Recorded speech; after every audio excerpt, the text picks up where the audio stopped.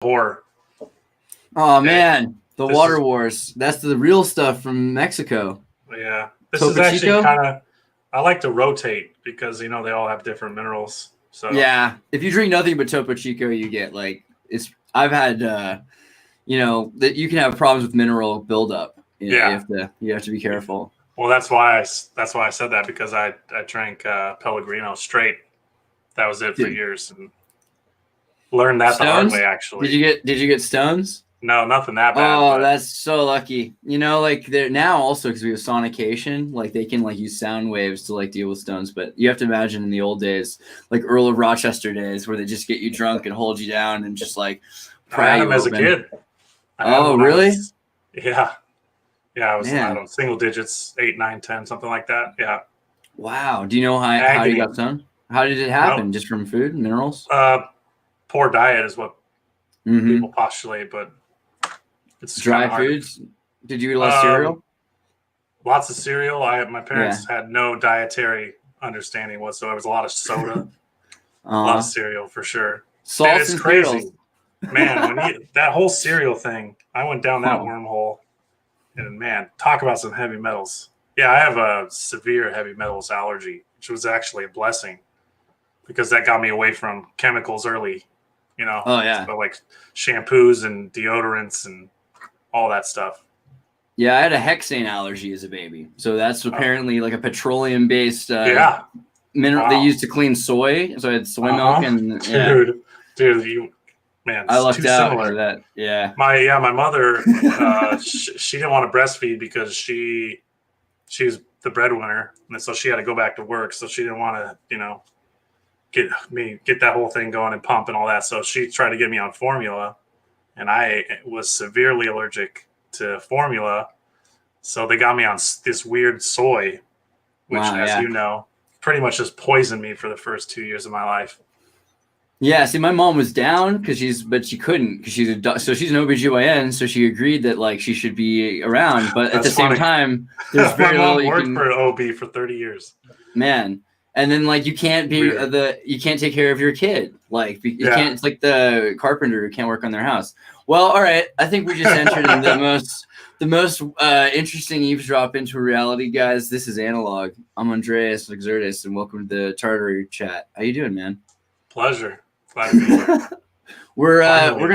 We're gonna try to unpack a lot. Actually, this is gonna be kind of a big one. We've been talking a lot, and if you've seen Analog talking to Victor or doing his radio show, he does a lot of research, and we've been wanting to do something for a year or more. Every time we talk, it's let's make a video about that, and then more and more research happens. So now you're in trouble because you're gonna have to do it all at once, but it'll probably be okay. Yeah, it'll go better that way. I'm used to that with Victor. Nice. Well, I think we can start basically anywhere you want. We can talk a little bit about that too. You've done a lot of information about the Celts and the Tartarians, and what's your background? How did you get into all of it? In 2007, I had a motorcycle accident and had that near-death experience thing, and never looked back, honestly. I was pretty much stuck in a chair, lazy boy, hospital bed for the better part of 9 months. And with all that free time, I just led to endless reading and pretty much blew the door open from there. I spent a lot of time trying to understand what it was that I experienced, near-death experience-wise. And I came across a book by a neurosurgeon. I'm spacing the name right now. But basically, he had a... Is he Indian? Ramachandran? No, nope. Oh. He had some funky... Man, I can't remember what it was. Some brain-eating disease. And he was in the hospital, and he died 6 or 7 times, and he wrote about the experience, and he dedicated the next 5 years of his life to proving that it wasn't some hallucination, which is what everyone was telling him. And that book just pretty much changed my life and led me down to re-educating myself essentially, and from history to food to biology, all of it. And I've just never looked back. And I would say from there, it ventured into genealogy and blood. And I always wondered what this whole Rh negative blood type thing was. It felt like a scam at first, and then as I got more into it, it got super interesting. And then I started to make all these connections with my parents and my mom's bloodline and where we came from, because my parents weren't interested in that at all, and I was super interested in it, but they couldn't really give me any information. So chasing that led me all over the world basically, and then from there I wanted to learn their history, and that got me to the Scots, Celts, the Basques, the Berbers, and then following them and chasing them all over the world in America and shit. I mean, every year my opinion of all that changes, and even recently, the last 2 months or so, it's really been, I don't want to say changing, but I feel like the pieces are kind of all coming together, evolving more. So what do you think about your parents were Mormons, right? Is that correct? No, I married into a prominent Mormon family. Ah, My mother was Southern Baptist, and my father was Protestant Christian, but his parents weren't really active. But his father became a born again later in life, but he was raised in a super poor, abusive family. And yeah, my mom, she shied away from religion because her family was super, super strict. So I was raised in a house where there wasn't really any explanation about life or anything, religion, God. It's kind of, I was left on my own, which at the time was hard, but now I'm pretty grateful for it. I kind of figured it all out on my own. I didn't have to break any, paradigm or any kind of childhood, physical or mental, religious, molding. It was objection. Exactly. Yeah. So, I mean, I think that really prepared me for later in life, but yeah, I mean, with the Mormonism, did it like change your view on history? Did you think that it sounded crazy that there could have been no prehistory? Growing up, I had quite a few really close Mormon friends, and I've been to seminary. I've gone to church with them plenty of times, and so it wasn't like uncomfortable for me at all. And I met my wife and fell in love with her like that, and I just decided I was going to do whatever I could to fit into her life, and here we are. So when you thought about your link in history and finding out what happened before America, how does that make you feel, like the Mormon narrative? Does that tie in? And what have you found about that? Oh man, the Mormon narrative is just incredibly interesting, and the more you get into it, the more questions I really end up having. But I say they, Joseph Smith's understanding of America and its history, and his translation of these golden tablets and what ended up becoming the Book of Mormon is absolutely incredible. I mean, it's an underrated text without a doubt, especially it's Mexican, Central American, and what I believe is their, essentially Olmec relation, which right. That's a tough one and could take forever to explain. But for anyone that knows, their explanation is that their predecessors essentially after the Tower of Babel. And again, I've made connections between these groups coming from Tartary. That's in their own text as well. They don't quite use that language. They landed on the western coast of Mexico, and the rest is history. Right. And the interesting, I mean, like just looking at the idea of the Mormon deluge, like leaving a flood from Egypt, you have Noah's 5 sons have 5 wives from 5 nations. And so you have a multiracial prehistory, which seems to be something that we keep seeing more and more, is like a connection in the past to people working together, interacting with each other. And that's what, like, Latin America is fundamentally, South America was built on different tribes interacting with each other. So it seems like it's weirdly more accurate anthropologically than we originally thought it was. Or the way it was treated.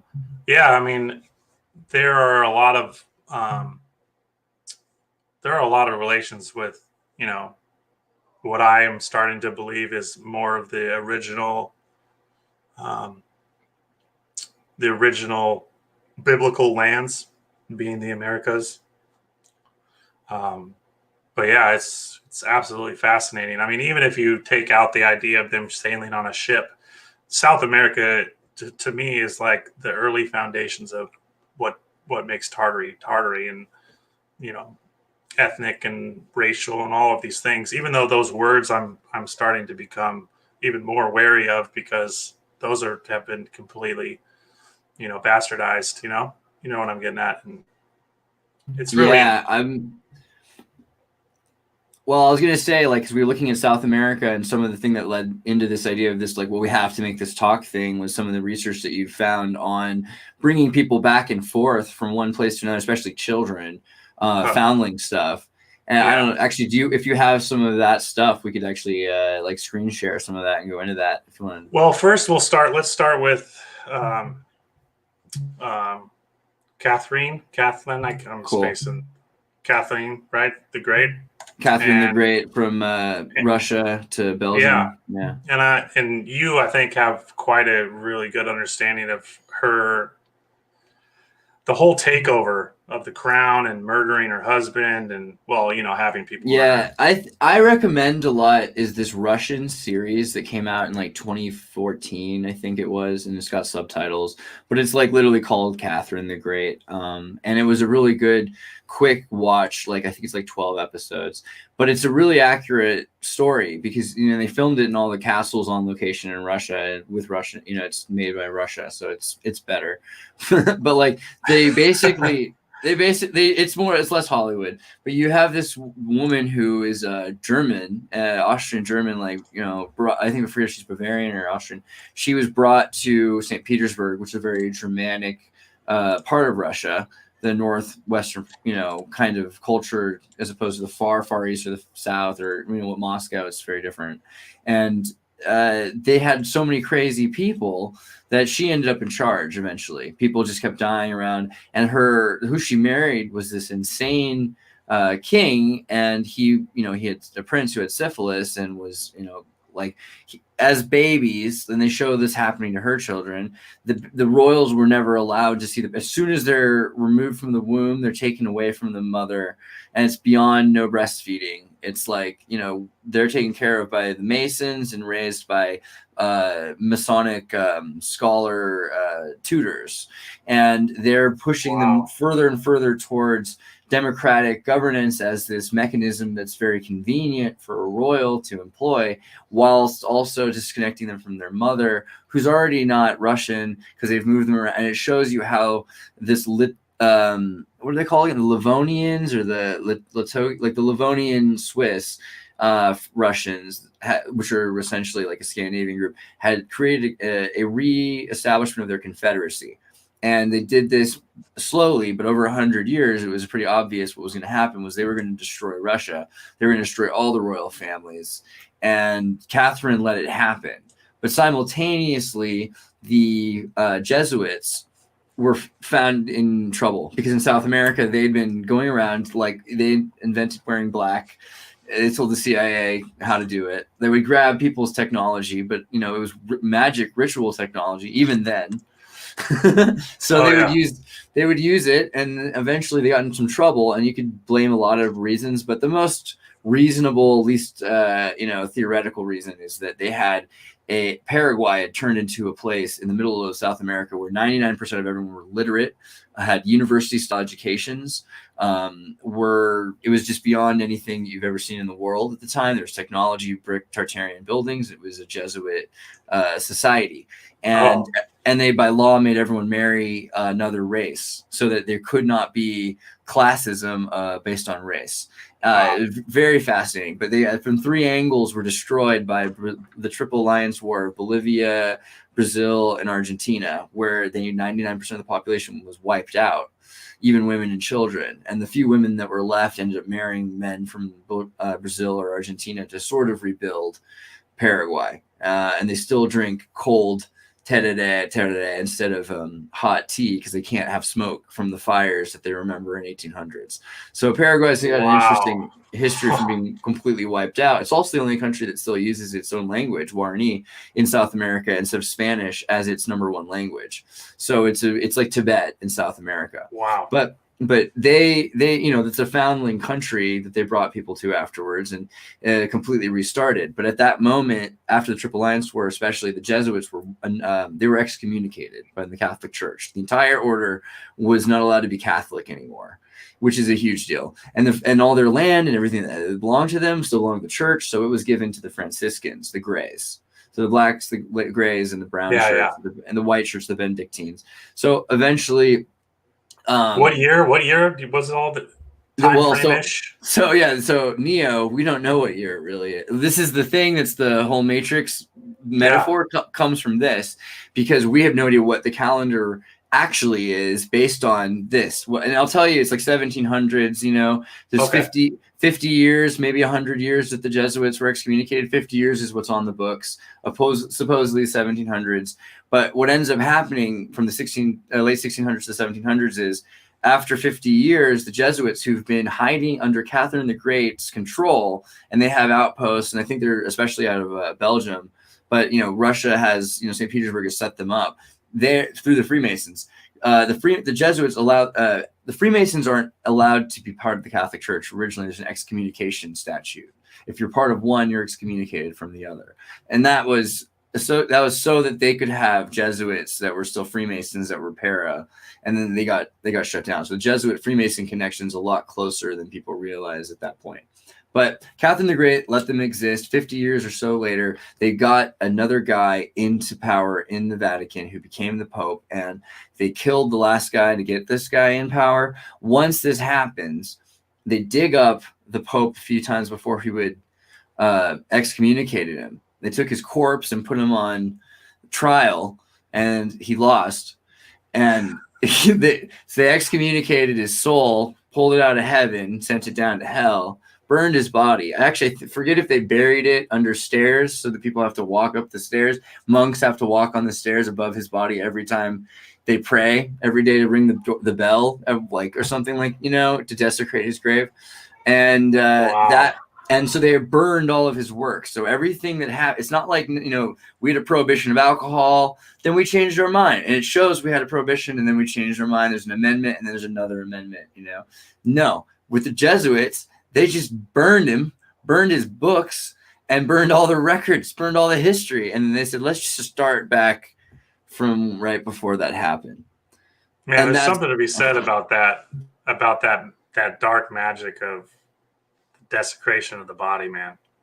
Digging somebody up. I mean, it's a popular thing with them for some reason.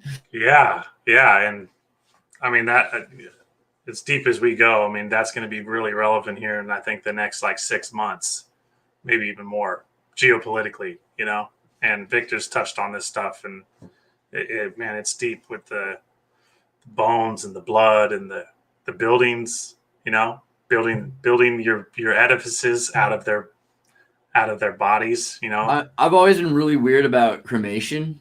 I wouldn't advise anyone any which way on life or death situations, God forbid. But at the same time, Bob Marley refused to get cremated. He didn't want to get amputated because the Rastafarians believe that you have to be whole to exist in the afterlife. And so it's interesting that they really, really push on people cremation. They really do. Yeah. They're they want everyone to do it. And you're like, what? You of all people don't need that. And they're like, oh, yeah. Yeah, it is weird. You find that, again, not to go to the Jupiter reference, but you find a lot of the countries that do that style of burning of bodies, that is a very much a Jehovah's mindset. And yeah, it's definitely a red flag to me too. I like to think I'd like to be buried in a mound, with things around me that I've collected over my life that have meaning. whether or not, that the people always like to pass off the idea that you're going to be taking these things into the afterlife, but it's a lot better of a sounding thing than being, shoved into the freaking river in India. It's just crazy, that idea, with all those people burning all those bodies and chunks of ash floating down the river. Freeze me and cast me into space with Tom Cruise and Walt Disney. Oh, jeez. Is that what they did? I don't know if he's in space. I don't know if he's in space. I don't either. I mean, I think he's underground. I'm pretty sure. I actually had a video a while ago. I think he's in Missouri, from where his old town is, because Disney bought this whole area there, and it's super safe. And they have their own generators facility there, and it's super, like, the amount of energy it's using. Like, what's the most ridiculous possible thing they could be doing with it? Keeping Walt Disney frozen properly. Yeah. No, see, and again, this is why I'm so happy to sit down and have this conversation with you. Is I knew it was going to go so many places.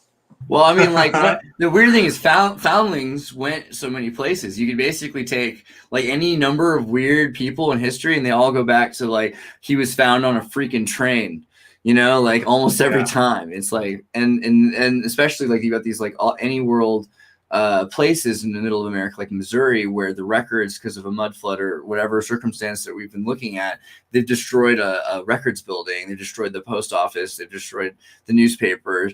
And so 100 years of news is gone. You've no idea what happened before that, Yeah. And then, this ties in with so much of what has been so fabulous about this Discord community is you have all these people with such a different mindset, that you can throw some idea or some bit of information out there, and you're going to have 4, 5, 6, 20 people giving you, like, such a different view of it. And, 13th Monkey, nod to him. He has just changed my whole look at all of these things. And I've tied so much of my Titan, Olympus, Greek, whatever, Battle of the Gods stuff that has some kind of allegorical story to the physical more and more lately. Stellium's work, it's just crazy. And Stellium's work, it really has been resonating a lot with me. And like I said, we started talking about blood and, haplogroups and DNA and all these things. And you just find more and more that these fundamental parts of our lives have been built around these principles of desecration, against,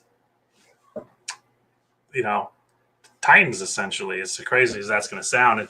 And you brought up, mud flood in America, and the gridding of America from the Rocky Mountains all the way to the East Coast is absolutely mind blowing. Like, when people say, give me a list of a few things about Tartary or, revisionist history that, that would really give me something to stand back to. And I always go to Google Earth, and that's a slippery slope, but it's absolutely mind blowing, the gridding stuff, because that's going to tie in with what we've been talking about with mounds, mound takeovers, star forts, grid cities, the founding fathers, the Iroquois, Basques. I mean, shit, this is all tied in together, and it has a lot of really amazing and powerful roots in America, especially in that part of America you were talking about.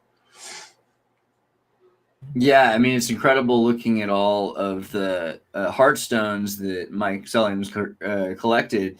I mean, well, he can't look at all of them because he gets more and more every day. Like, today I was talking to him, and he showed me one he found, like, while he was walking. Yeah. So it's like you start to see that there's this pattern in things, and this Titan singularity milieu ecosystem thing has also been really, like, how much of life do you think, or how much of geology, I guess, do you think these, like, geological or, ecological systems are alive? And, like, what does that mean to you? Like, what do you think about that?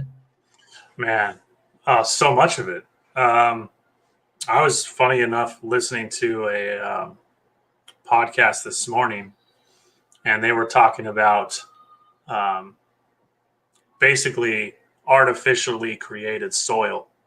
And there's such a large area of it in Brazil that it covers a landmass greater than Great Britain, and it's 20 feet deep. And it's the most perfect pH balance. It's the most perfect um, vibrationally stable. It's like everything you would need a soil to raise, billions of people on and build the most insane architecture you've ever seen. It's all right there.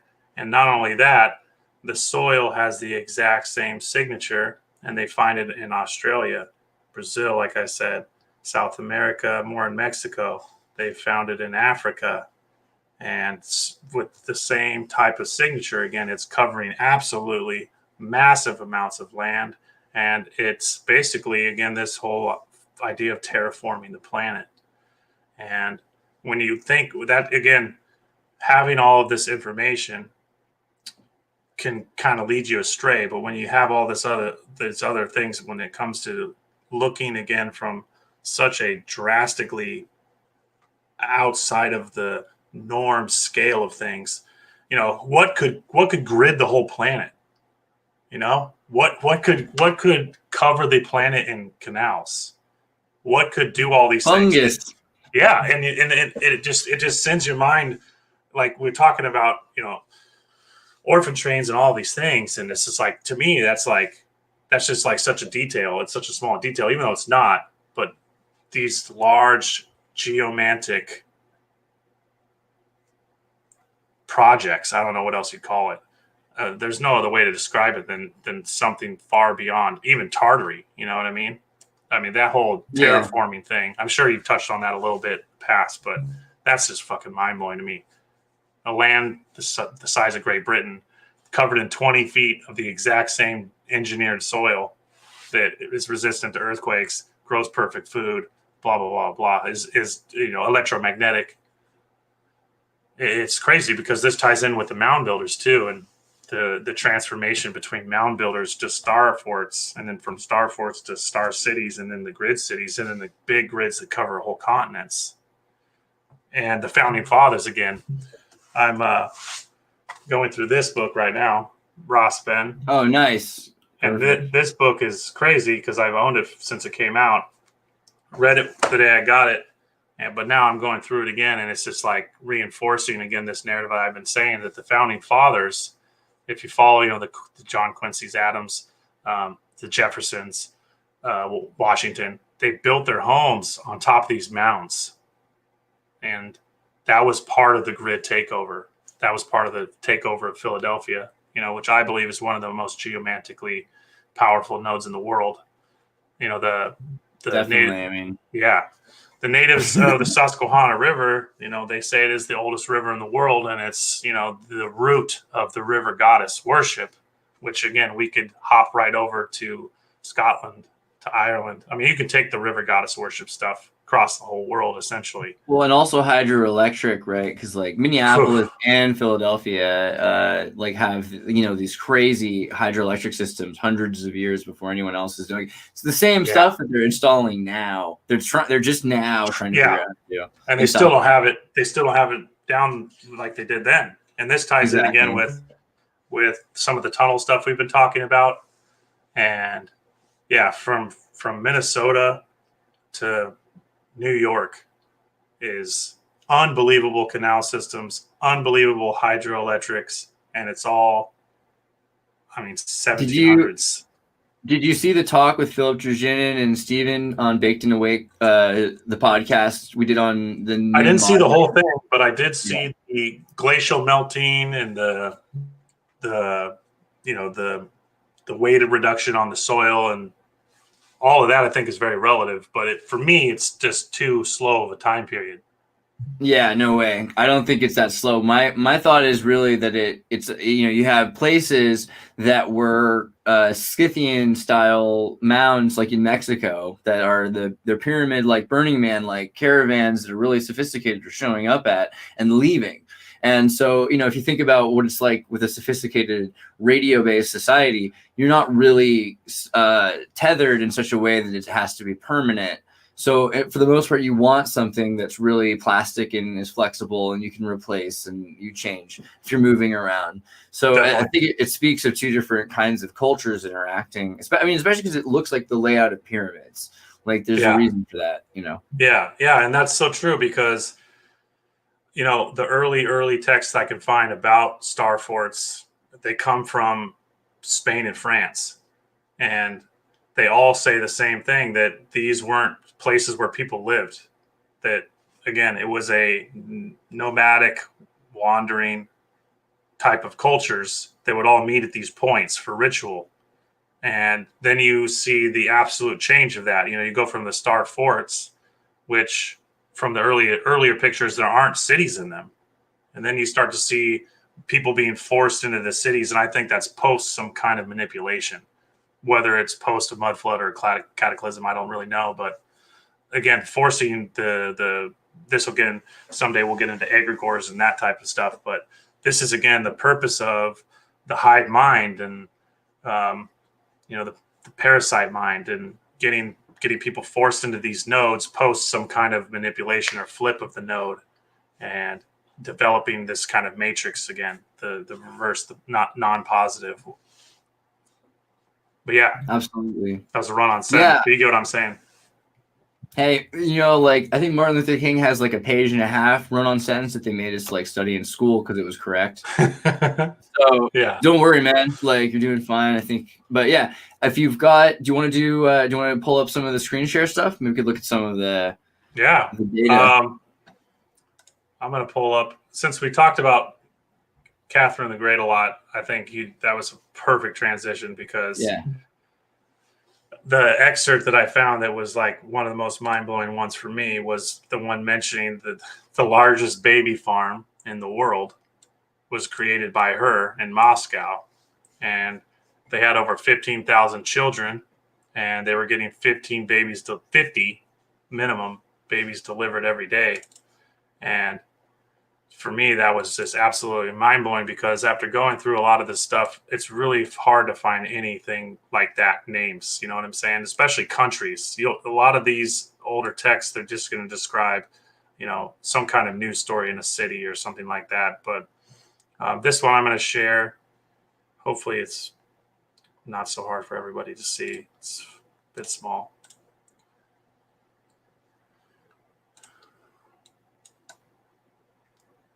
But yeah, so this one is pretty messed up, and I'll just read through it, or I can highlight it, whichever you prefer. Is there a way to zoom in on that, or is that as big as it goes? I can go much further if you need me to. I see two screens at once. I just don't see why I see two screens. Can that window be full screen? So you just... Because I did it wrong. That's why. Science. First time. Hey, science, man. There you go. You have me on mute.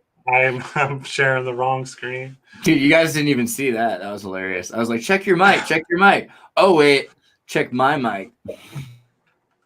Okay, so this is an ad from 1918, and it is paired next to an Uncle Sam ad that's talking about serving your country, blah, blah, blah. But this nothing one's weird nothing weird on that. What's it say? Uncle Sam's what? Uncle Sam's new baby farm. Sam's new baby farm. The place where they are saving 100,000 babies for the nation of tomorrow. There are a lot of catch words in this one. Yeah, I can already see. It's like a sperm bank, but better.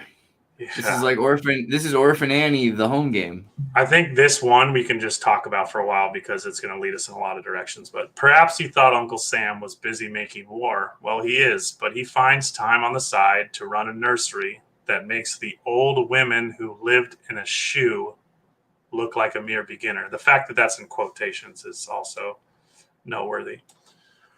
Probably you're wondering where this baby farm is. It's all over the country, the entire United States, and every home where a new baby is spreading happiness, and Uncle Sam is running it from the Children's Bureau at Washington with many kindly words of advice, so that the 100,000 babies will grow up to health and happiness, who otherwise might find the world too much for them. Just feel free to stop me at any time, okay? I don't know. I mean, like, obviously everyone would want you to stop killing babies or raising babies or whatever. Who's to say, right? Because they could be getting them to great homes, but it's pretty clear that they're raising babies. Is everyone clear on that? I think that's what they're saying. Yeah. I think this, for me, this has incubator exhibition written all over it. If I had to guess, foundlings delivered, to these mechanisms, right? These distribution centers, which is what they The are. Children's Bureau is something we're going to definitely need to look more into because this Absolutely. is capital CB.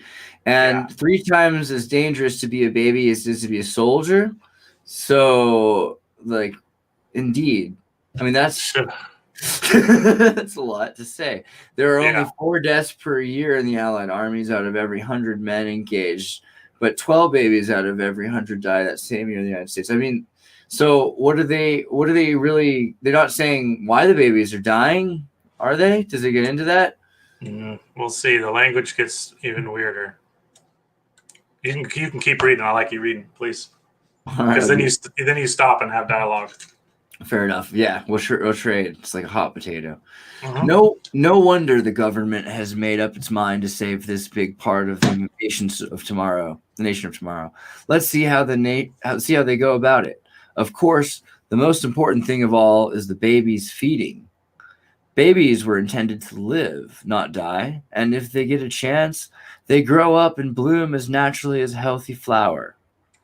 So Uncle Sam has issued a bulletin telling mothers how to feed their babies, and the mothers who follow his instructions are doing their big part for the nation. The Big Babies Farm that stretches all over the United States, has its capable helpers. First, the doctors. Second, the retail druggists who give so much valuable advice to worried mothers. And third, the mothers themselves. All 3 are working for better, healthier babies, and as a result, down will go the infant mortality. Fewer babies will die, and 100,000 homes will be made happy, which would otherwise be desolate. What year is this again? 1918. Okay, so the advance in scientific knowledge, which will save these 100,000 babies, is one of the blessedest things in the whole world. Think what it means to a mother to be able to go into a drugstore and get not only sane and sensible advice on how to feed her baby, but also the food itself, as exactly adapted to her baby's needs, as if it were made up by the greatest baby specialists in the world. If you have a baby, or if you know of a baby who is not growing or gaining weight as he should, probably his food is at fault. Find out from your druggist what baby food is compelled in itself. Made out of milk, get the government bulletin on the care and feeding of children. The nation is wide awake to saving the babies. They are the United States of tomorrow. Some of the merchants offer presents for the first babies born and reported to the Times office after midnight, June 1st. So you get prizes for babies born after June 1st, which is close to Bohemian Grove cremation of care time.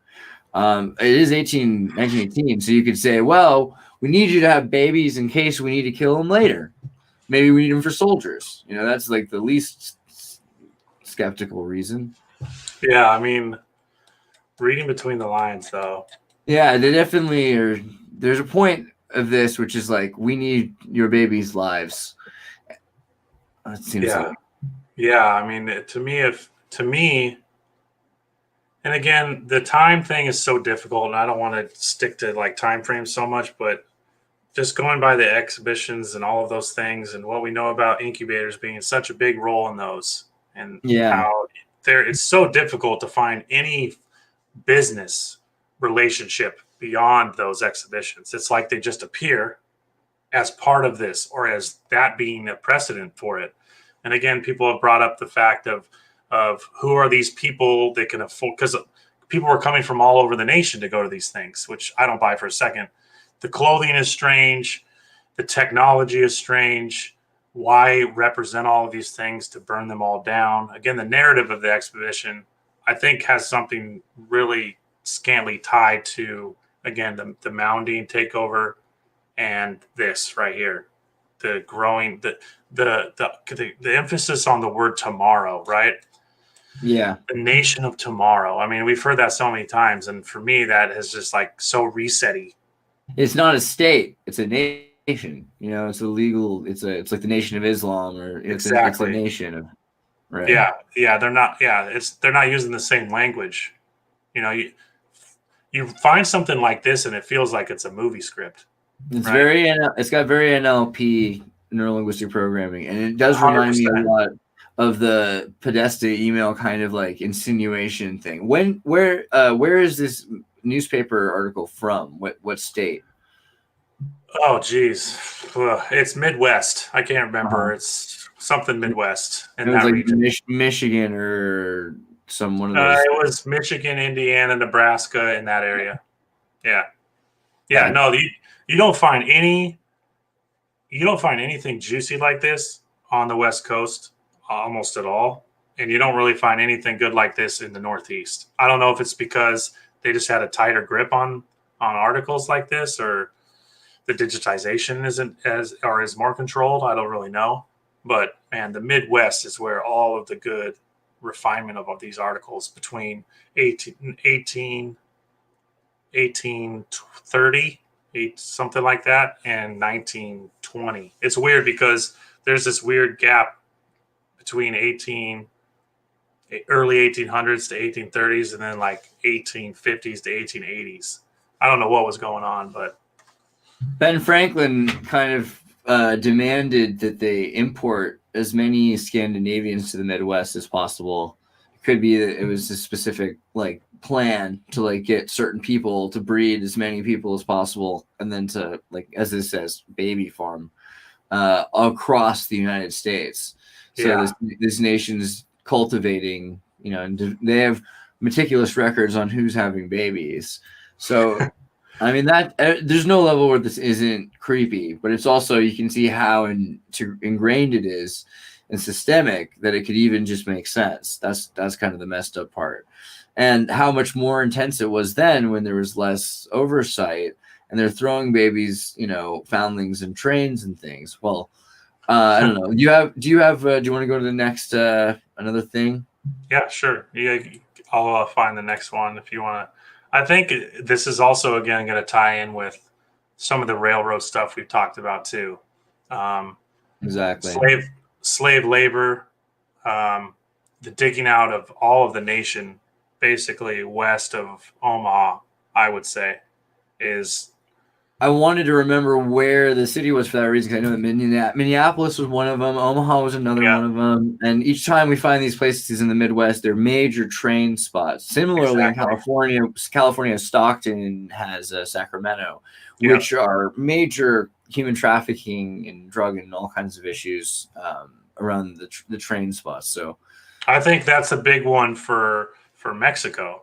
You keep hearing about tunnels, and that's just shit to blow you off the real scent, which is, for me, it's going to be the more legitimate ways of getting these things into the country, because the mining companies, the shipping companies, they're all one and the same, and taking all this stuff back, like I said, to kind of a black magic, really, and the inversion of these systems that were created for good, but now they're trafficking children through them. They're practicing their black magic inside of these sacred sites. Just the rebranding of names, and this also makes me think of the mirroring of American cities you know to Europe, right? That's what we're always told, is that these places came secondary and that they were named after what was across the Atlantic. But I'm starting to kind of rethink that whole narrative. And when you have Native American stories that are telling you the same thing, and that whether or not it's a war of blood or not, the narrative keeps coming back to um, slavery. I don't want to use the word slavery, because the older you go in text, you keep finding the word migration.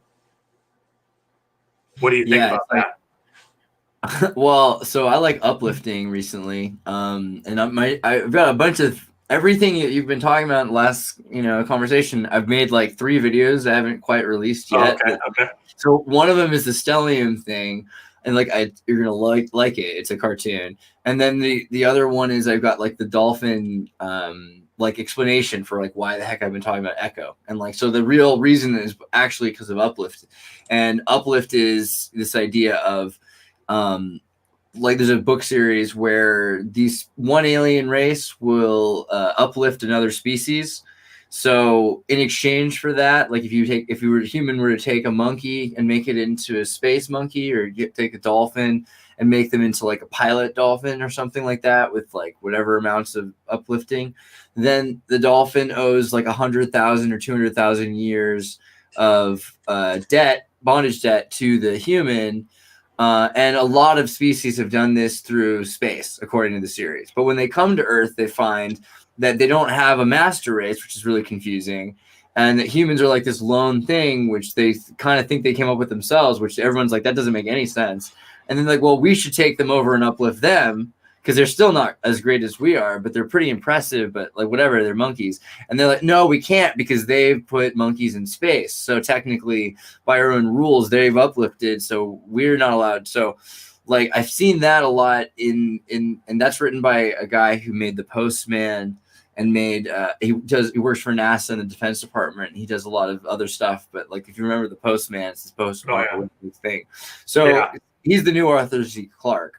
And I think that it's a metaphor for what that historically has happened. And I don't know if 100,000 years is the right amount of time exactly, or how literal it is, or how colonial it is. But it seems like it's 100 years, maybe instead of 100,000 years or something.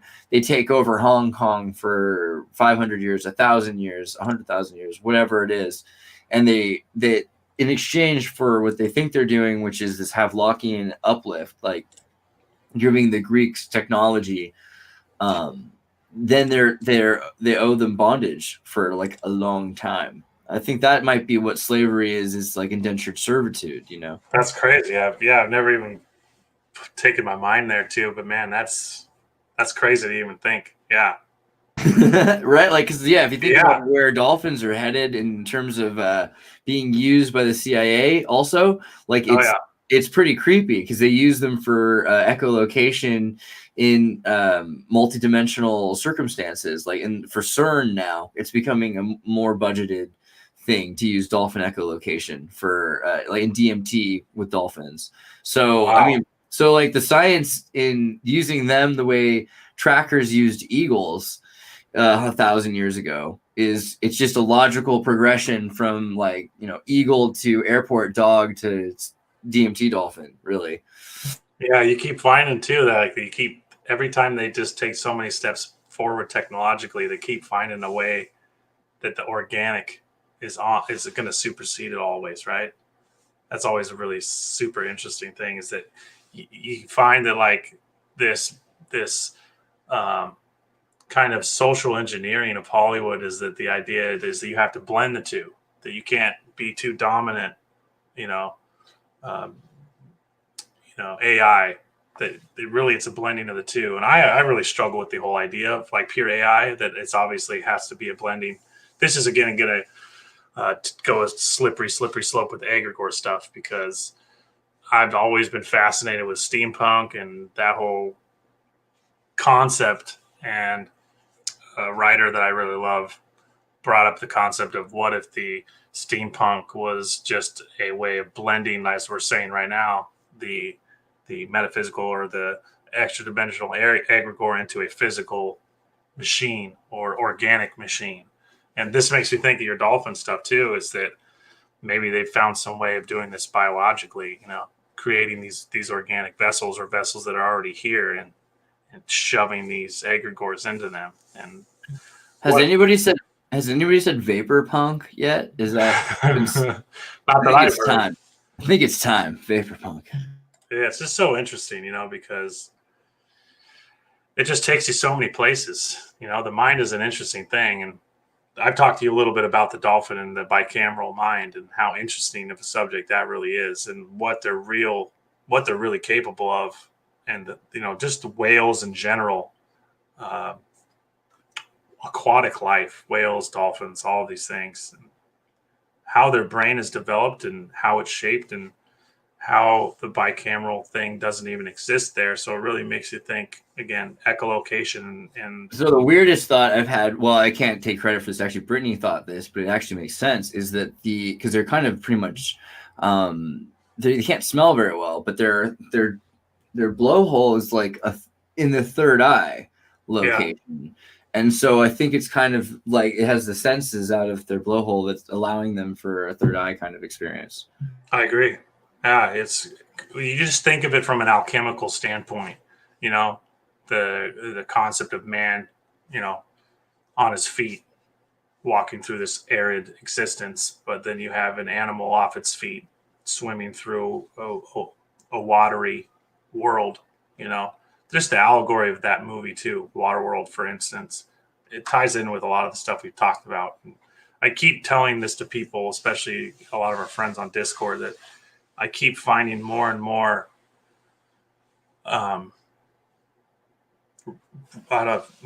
reason to go back and filter through some of these old Hollywood films, because gosh, it's just like it's almost like we have stepped into a different dimension, and now these movies are completely different than they were, or our way of looking at them is completely different, especially when it comes to, you know, CERN, for example, and the fact I've never heard that they were using echolocation or the dolphin was in any part of that. You know, my stance on it is pretty different than a lot of people. You know, I just think it's similar to the gridding and the takeover of mounds, and, you know, CERN's location. You know, my little farm that I had out in the country that I just moved from was in a small town called Helvetia, and it was founded by Moorish Germans. And that just takes me again to Celtic lands, to New Helvetia or Helvetia, and this is where CERN is, and Cernunnos, you know, and Shiva, and all these invocations that they're doing. And I feel like the narrative of them opening some kind of, you know, Tartarus based gate to let out these demons from this Saturnian prison. I don't know. It's a slippery slope for me, but it ties a lot of things together. So it's just, you find yourself like not knowing where to take it. The organic stuff with AI, though, is incredibly. I'm excited to see what you're going to show me. I was going to pull it up because I just had that thought really quickly. Was that, you know, you saw that CERN said that they admit to see contact with a parallel dimension the other day. Oh yeah, they were talking absolutely. About this. And so they're well, you know, John Dee and the D-Wave computer and the Black Monolith. I mean, we could go all day, but well, my first thought was Super Mario Brothers, the movie. Because if you remember the movie, which like everyone hated, you've got. I loved it. It is really amazing, but for the most part, theaters like 6 times. For the most part, there's some things about it that really stick out. Like for instance, like Mario wears often. Only at the very end of the movie it's fixed, but the beginning he wears green, and like Mario wears green and Luigi wears red. It's like flipped at first, and it's almost never correct until the end of the movie.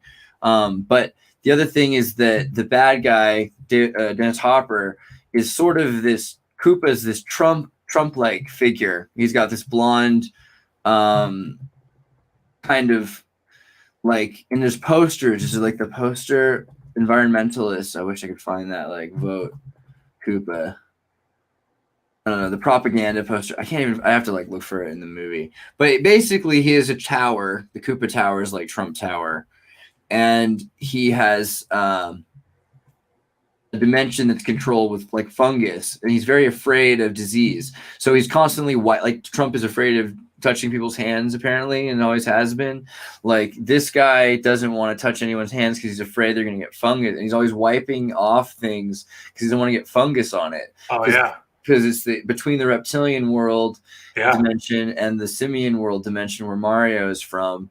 It gets very dirty. So he is very afraid of this disease that's destroying their civilization at the very end of it.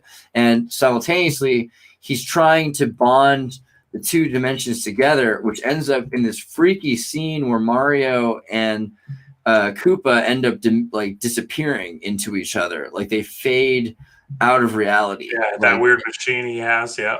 Yeah, and they're turning into like pixels that start mixing together. Yeah, and Yoshi's freaking awesome. I mean, if you think about it. But that was I mean, oh, dude, it's okay. I thought I closed something important.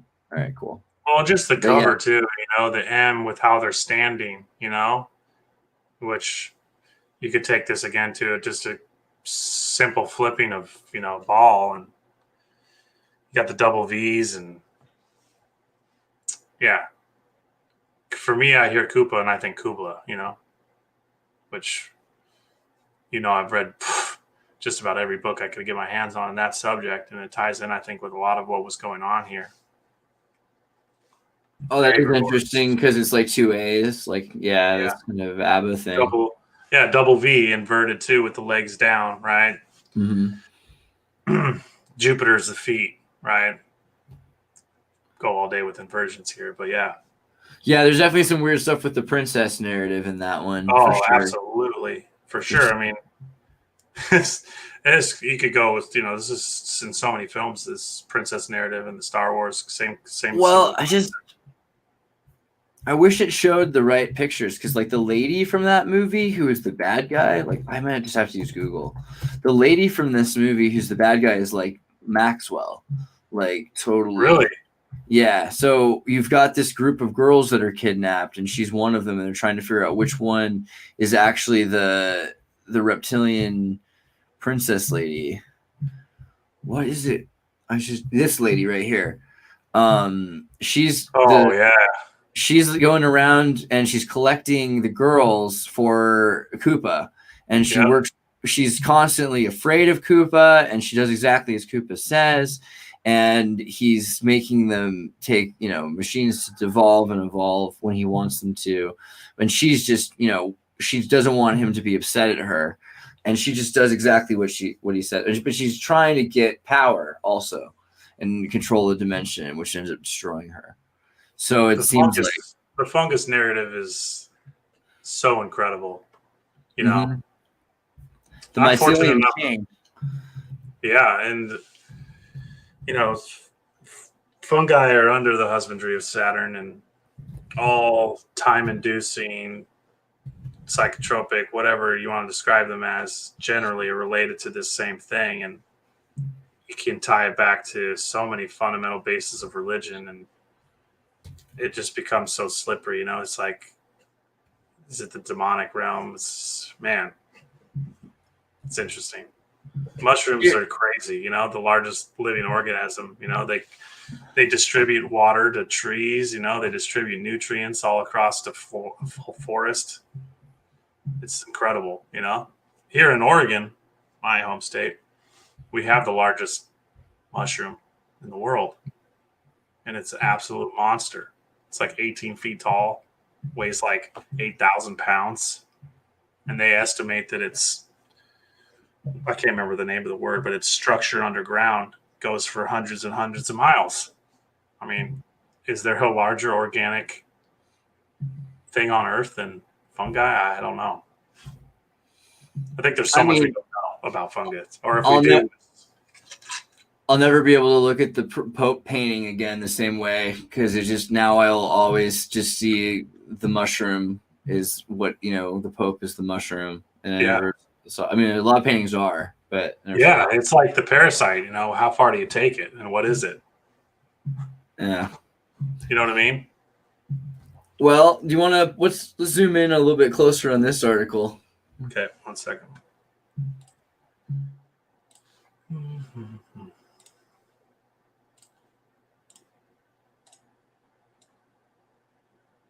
This is the same one that we discussed earlier, but I think it was important to give a little more of the actual details of the article. Okay, so this is talking about the largest foundling asylum in the world. This is the same article we discussed earlier with Kathleen. Gamblers pay for it. Okay, so it was financed by a tax on cards.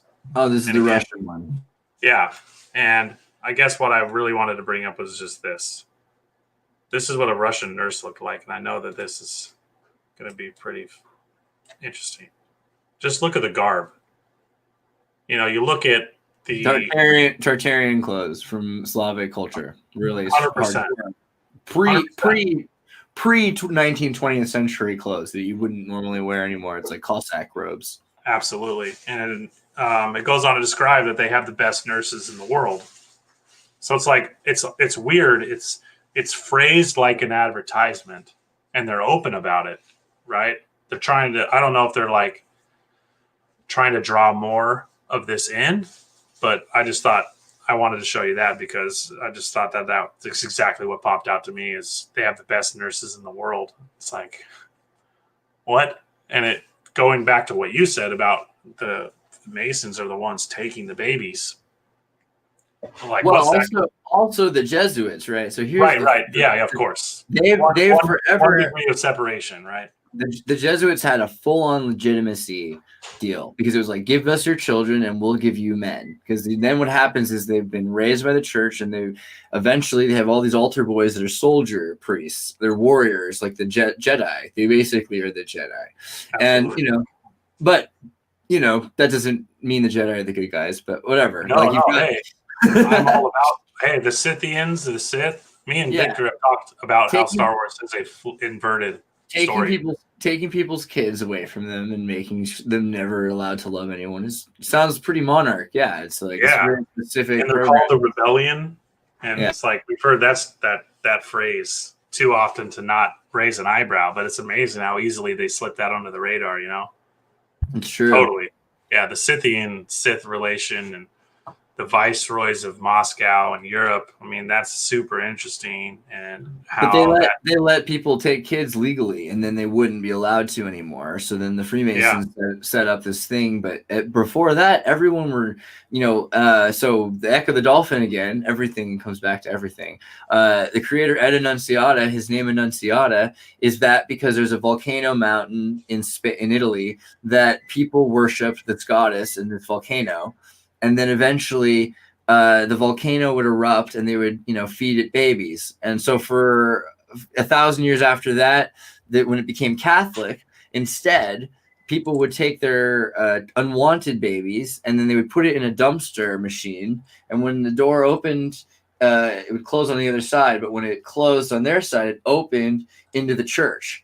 And so they would just take the babies out like a nice. And so anyone who went through there just got the name Annunziata. So he had like all of the Annunziata foundlings, which is, another example of similar, like taking over that system that was completely legitimized taking people's children. And also them having them abducted because, they would go to the hospital often and then they would say you're not fit to have the baby or whatever. I mean, we're not even sure how it goes every generation because at some points they would just take them from you because they were having them in their homes, Definitely. And the language that was really interesting on that Uncle Sam one that we were talking about earlier kind of alluded to this, right? When they were mentioning food. And I have read in the past, but don't have an article to make it too relevant now, that they were doing the same thing, that breastfeeding mothers were having their children taken from them, and that breastfeeding was a sign of child abuse. And to see that becoming a topic of discussion now as a narrative is really scary because it seems like we're again getting ready to repeat a cycle. People keep talking about a reset, financial or whatever. And then you keep seeing these, again, for catchphrases that are coming up from these old articles from the 1800s, 1880s through the 1920s. It just, again, it's the time thing, right? The time pinch is super interesting. And it's weird. It's weird. So this one here. Dolly and Bobby. Minneapolis. Minneapolis, man. The Minneapolis. It's a weird place, I'll tell you. Oh, for sure. Absolutely. That whole area, man. My mother lived in Wisconsin, and she just said it was one of the weirdest places. She was born and raised in the South, and she said that was weird. So that always stuck with me. I feel like it'd be awesome to live in Wisconsin as long as you weren't like born in Wisconsin and vice versa with Minnesota because they have like a rivalry. So everything is great when you're not from a place because there's no rivalry, Yeah, you don't have any stake in the game. You just kind of get to watch it, stand back and watch. So true. I mean, rivalries are just, again, this takes us to segregations of society and sports and how all of these things are really being used to create this, again, this dystopia, really, so interesting. It makes you think Francis Bacon and the New Atlantis, and that these things to me more and more seem like some kind of spell to Yeah. me. Well, I mean, a rhyme is such a great example, right? And abracadabra, if you say it, it becomes something, right? Or if you what you say will Yeah. become made or something like realized. Rhyme often has this kind of conjurative power in terms of its geometrical symmetry. So just looking at like Dolly Drake and Bobby Blake, like I already feel like they're leading you, because when an adult is making a book for kids and it's full of rhymes, like I don't know. You gotta wonder about that guy. Yeah, and any time that I've come across some kind of historical figure, um, they often talk about the power of poetry and rhyme. And I'm sure you can reference this too, that when you get into, um, the sober mind, CIA culture, this is also another form of coded messaging, right? Or from a magical standpoint, a way of kind of implementing or impressing some kind of traumatic catchphrase that maybe has to do with a past life. I don't really know, but how I keep coming across these things and going to you with the dolphin is for an example. It's like, how could you not feel like some of these, the time is it kind of irrelative, but it isn't. It just sends you on a trip, and rhyme and all of these things, like you said, this goes into like quantum language. Have you heard about that much? That's becoming like a catchphrase lately, but it just has to do with, like, from my perspective, the concept of pen is mightier than the sword, and think of what you're saying before you speak, because your words carry energy, right? And this goes to the manipulation of language, and you find these Aboriginal cultures when they get conquered by somebody, the first thing that goes is a third of the alphabet, right? We got to get rid of this. One time I wrote in like school, like the pen is mightier. I missed the space. It was like the penis mightier than the sword. And my teacher thought it was just, she's like, good job. I was like, what? I was like, what? Okay. I meant to do that. Okay. It makes you think, though, just the way that our language is organized and how we interact with each other on the day to day, what we say to each other, just the standard greetings, hello, good morning. Like, people just say these things without ever even really asking themselves, why is that how we greet each other? Oh, hell, Yeah. You got the devil written right there just in your greeting, and the work week, and just the establishment of that you're a slave on the mind, the words you're speaking, it's crazy. And I think rhyme has a lot to do with that. Isn't it funny? Because everyone's like, why do you say hello? I'm like, well, because we used to say hallowed, like hallowed be thy name. Well, but that's not why we say it. That's not why we used to do. We didn't. Well, why do we say hell now? Yeah. Yeah. Yeah. And that's the thing, is you'll almost find yourself defending something that you don't even understand yourself. It's crazy. But yeah, back to the excerpt. For sure. This one's you can read between the lines here. If you need me to zoom in, I can do more. Yeah, some zoom a bit. Is that a stork? This is a stork. Yeah, they're pointing to the sky. Okay, stork lands. Okay, flying high overhead was a big bird. You know what time it is? Time for a baby. Yeah.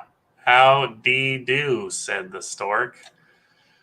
Basically, it goes on in here to describe this story of these children. Is it legible? Can you zoom in enough that we can read that? I can find the original article, which I'll try to do when we get caught up in a conversation. But you can see here, basically, going back to that first article describing the baby as a flower. This has also been used a lot by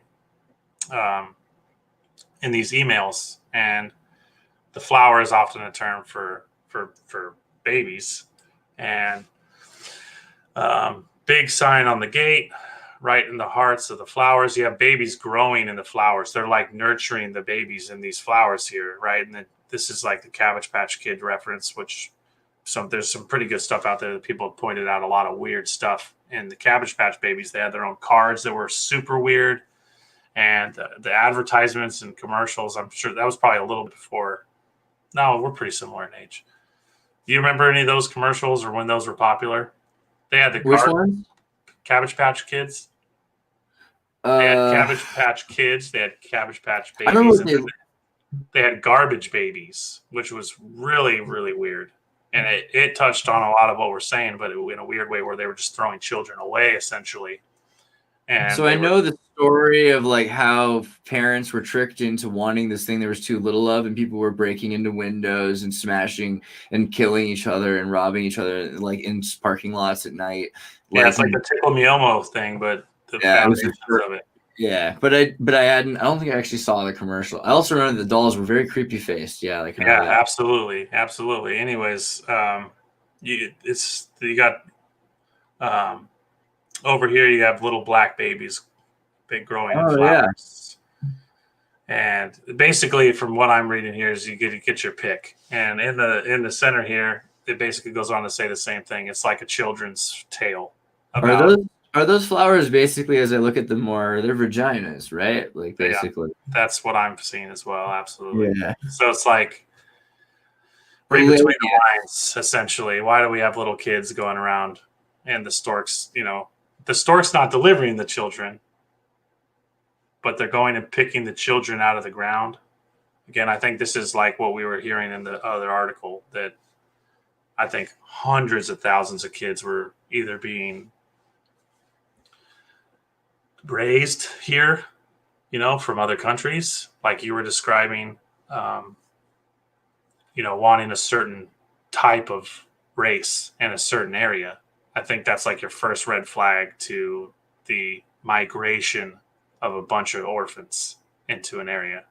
And again, tying this in with resets and the repopulating and rebuilding of America, the train stuff, like you were saying, with the roads going into Stockton, how these narratives follow the gold rush, and why call it slavery when you can call it migration? Because then textually it seems like you just have all these people voluntarily chasing the American dream, or whatever you want to call it.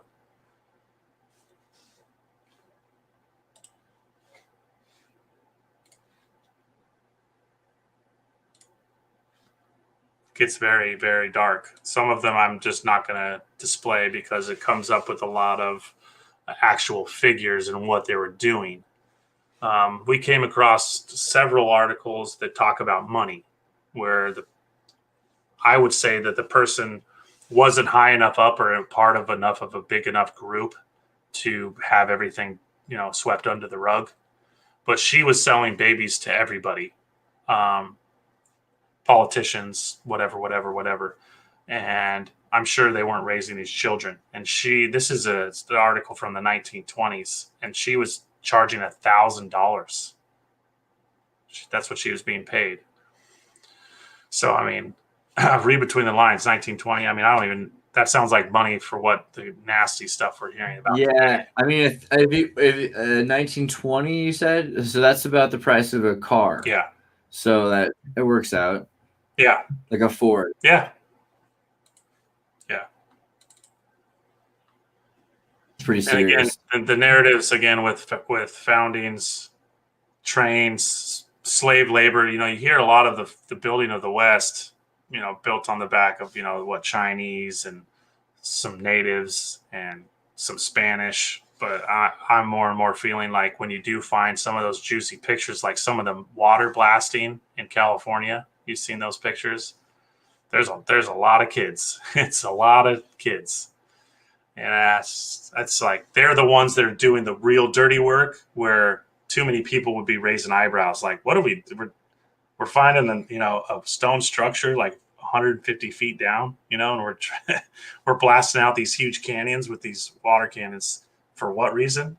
We're told that it's to mine, but I just don't believe that for a second. So, I mean, do you think then, like, looking at how far back this goes and how deep this infrastructure is for this, do you think that we are able to find patterns in the same places that have been going on? Like, if something's been going on, not just in 2008, let's say in Omaha, but it's been going on forever. Like Linkin Park is apparently an example where, Yeah, you brought that up. Fabulous. Can you go into that a little more? Yeah, and well, I mean, there's only so much that I could show. Let me see if I can find a good article to help with that. But Linkin Park is a band, and they've talked about the actual park, Linkin Park, where hold on, let me get this thing popped up. So Linkin Park, Chicago is right. Is that correct? I think that's the thing. Yeah. Is the place where people hang out. It's a community neighborhood. There's been all these Tartarian houses, etc. But it's also a place where there's been kidnappings, rapists that get away with it, kids that disappear, a lot of poverty, and there was a lot of prostitution. And from prostitution into child prostitution and teenage male prostitution. And so there's been a number of alleged stories about the members of the band even being connected to Podesta. Like there's a lot. There's a movie actually, Mysterious Skin, which is about this. It's pretty nuts, but it's got what's his name, Joseph Gordon-Levitt as a male prostitute, essentially, like a high school kid who's exploited because he was molested by his baseball coach. And this kid thinks that he was abducted by aliens because he was molested. So, the movie kind of goes into a lot of that whole how they get a kid to think that it's okay what's happening to them, and they become completely insane and have trauma. Isn't that so funny that have you ever read anything about a lot of these UFO sightings where you do have a lot of people that have been abused, and this just brings back the disassociation MK relation? You know what I mean? That tends to be what I think most of the time they want people to think also. I mean, I think it's true. Like for the most part, it is just that they convince people in hypnosis that it's like something other than their own face. But at the same time, also, after the 80s, it's like it became more and more about sensationalizing and making any idea of something that's not believable go away. Like the closer we're getting to this time that they were telling us space would be here and there would be aliens and all this stuff, the further and further away that the concept is becoming socially acceptable. Yeah. It's so interesting. And you'd use the word hypnosis, which to me is so interesting because have you ever read any Edgar Cayce? Edgar Cayce. Remind me. Hold on. Yeah, I mean, he was a famous seer, whatever you want to call him. Oh, right, the clairvoyant. Just some like research around it, Atlantis. He had talked about this too, that it's kind of like the idea of these people that are really susceptible to being hypnotized, and how much they are related to these subjects of all of these things: the military, Hollywood, UFOs. It's like you're finding the same soft, easily manipulated, malleable person who often has some historical background of abuse. I don't know. I just think it's so important. Again, this ties in with the egregore and oh man. So this is my dad told me this story as a kid, and I'll never forget it. It was the one where he memorized the Bible. And that's how he became so famous, really, was because his capacity to memorize the Bible freaked so many people out. They were like, okay, like, let's listen to him. So his photographic memory was, I think, a big part of it. And the fact that his parents, like, disciplined him into doing that. But he was capable. Yeah. The photographic memory thing is super interesting, too, because it does have some dissociative principles based on it. It's like the Mind Palace, which it's so funny. I keep talking about this. They're also relative, and the Mind Palace is more of like a self-controlled version of a dissociative type personality, right? That you have these different versions of yourself that are really just storing different experiences, and your inability to kind of mesh those together is what's going to create these experiences, or however you want to describe them. And that's where these, shady people, shady governments get involved. And they almost always can find the person who is really easily susceptible to these types of things. It's almost always hypnosis. And that's what Edgar Cayce would talk about. Yeah, I think that a lot of the time in the old days, people looked at things as hypnosis before they understood how to have neurolinguistic conversations. For In the sure. old days, it was, and the thing is, even at this point, he's saying there are people that if they want it to work, we can work together and it'll be very functional. Yeah. There's circumstances where you can trick people into things, and that's not exactly his major focus. It's more that, like, if you want, you can actually make use of this, and I think that's what neurolinguistic programming is, because when you have a conversation and both parties are aware of language and symbols and the structure of cadence and tones and everything, that you're basically having it's like two rays of light pushing against each other, like it makes hypnosis not the same, but it's also useful still, because then you can work together. Yeah. I finally found my original here. So we're going to go back, and I can read that center section really quick, and then I'll go back to that article. Because it is important. Clear as day. Yeah, big long-legged birds sailing through the air attracted the attention of Dolly Drake and Bobby Blake. One fine morning in Storyland. Hello there, Mr. Stork, called Bobby boldly. The stork looked down at them inquiringly, and then sailed slowly and majestically towards the spot where they were standing. Good morrow to you, Dolly Drake. Good morrow to you, Bobby Blake, said the stork. Storks always do speak so quaintly. Like, right there's a red flag to me. Stood out. Then he continued, if you are quiet and do no harm, I'll take you to my baby farm. You may be sure, you may be sure Dolly and Bobby promised to be the very best children that ever were. And they followed the stork, and they tried to copy his slow and dignified walk. And that, to me, again, is kind of a red flag. That makes me just think Jesuit. Pretty soon they came to a small hedge covered with milky white blossoms. Also a red flag. Over the entrance was a sign, the Stork Company Baby Farm. Dolly and Bobby saw rows and rows of blooming plants like a flower and vegetable garden combined, but no babies. But when Dolly looked closer into the heart of a monster rose, there was the dearest little babykins fast asleep. Bobby looked into the cabbage heads, and there in every one was a tweeny weeny baby. That's where we keep the commoner kind. We find them easier to find, explained the stork. Over by the hedge stood a row of big sunflowers, and that's the black babies. That's fucked up. And I can't even believe that. of each, a cunning little colored baby sleeping peacefully. Dolly and Bobby forgot all about keeping quiet and danced and clapped their little hands. All the babies awoke and commenced to cry lustily, and then such a racket. Father Stork flapped his wings angrily, and what happened next, you shall learn next Sunday. I chased to find more of it, and I couldn't find anything else. So, my God. Well, so can you kind of revisit that bit again, Gazumekin? Actually, I wanted to look at the part where he says commoner kind. I wanted the context of that again. sure.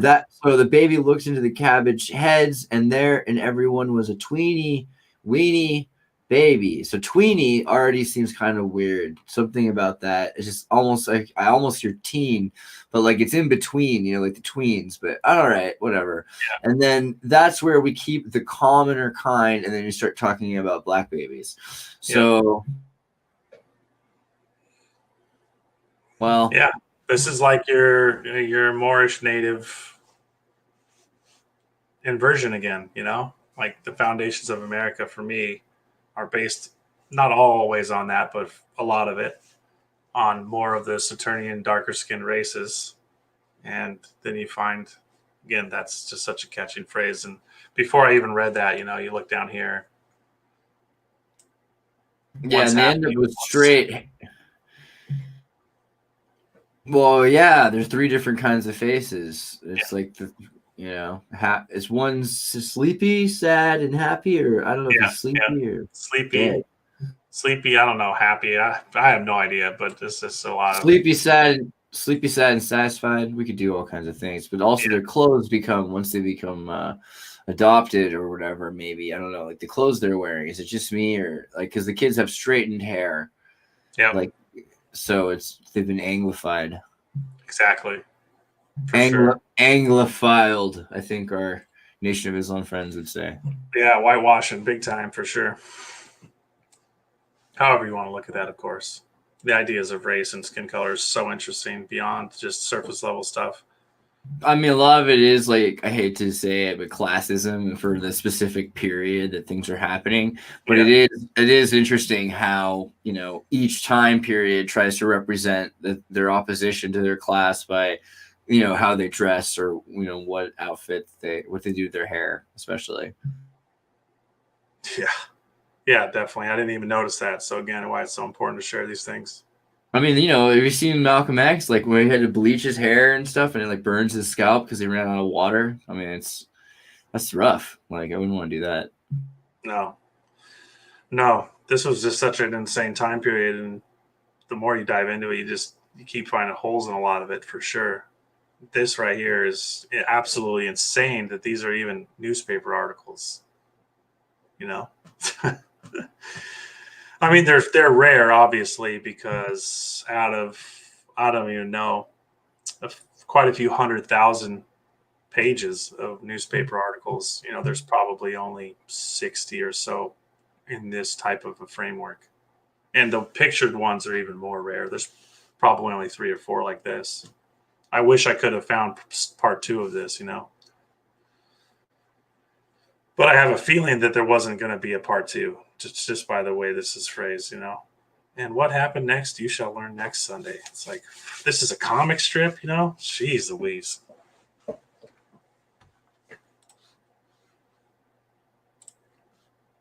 I'm going to pull up this picture, actually, of the orphan train thing. I was trying to find a good orphan train, maybe newspaper article would be helpful.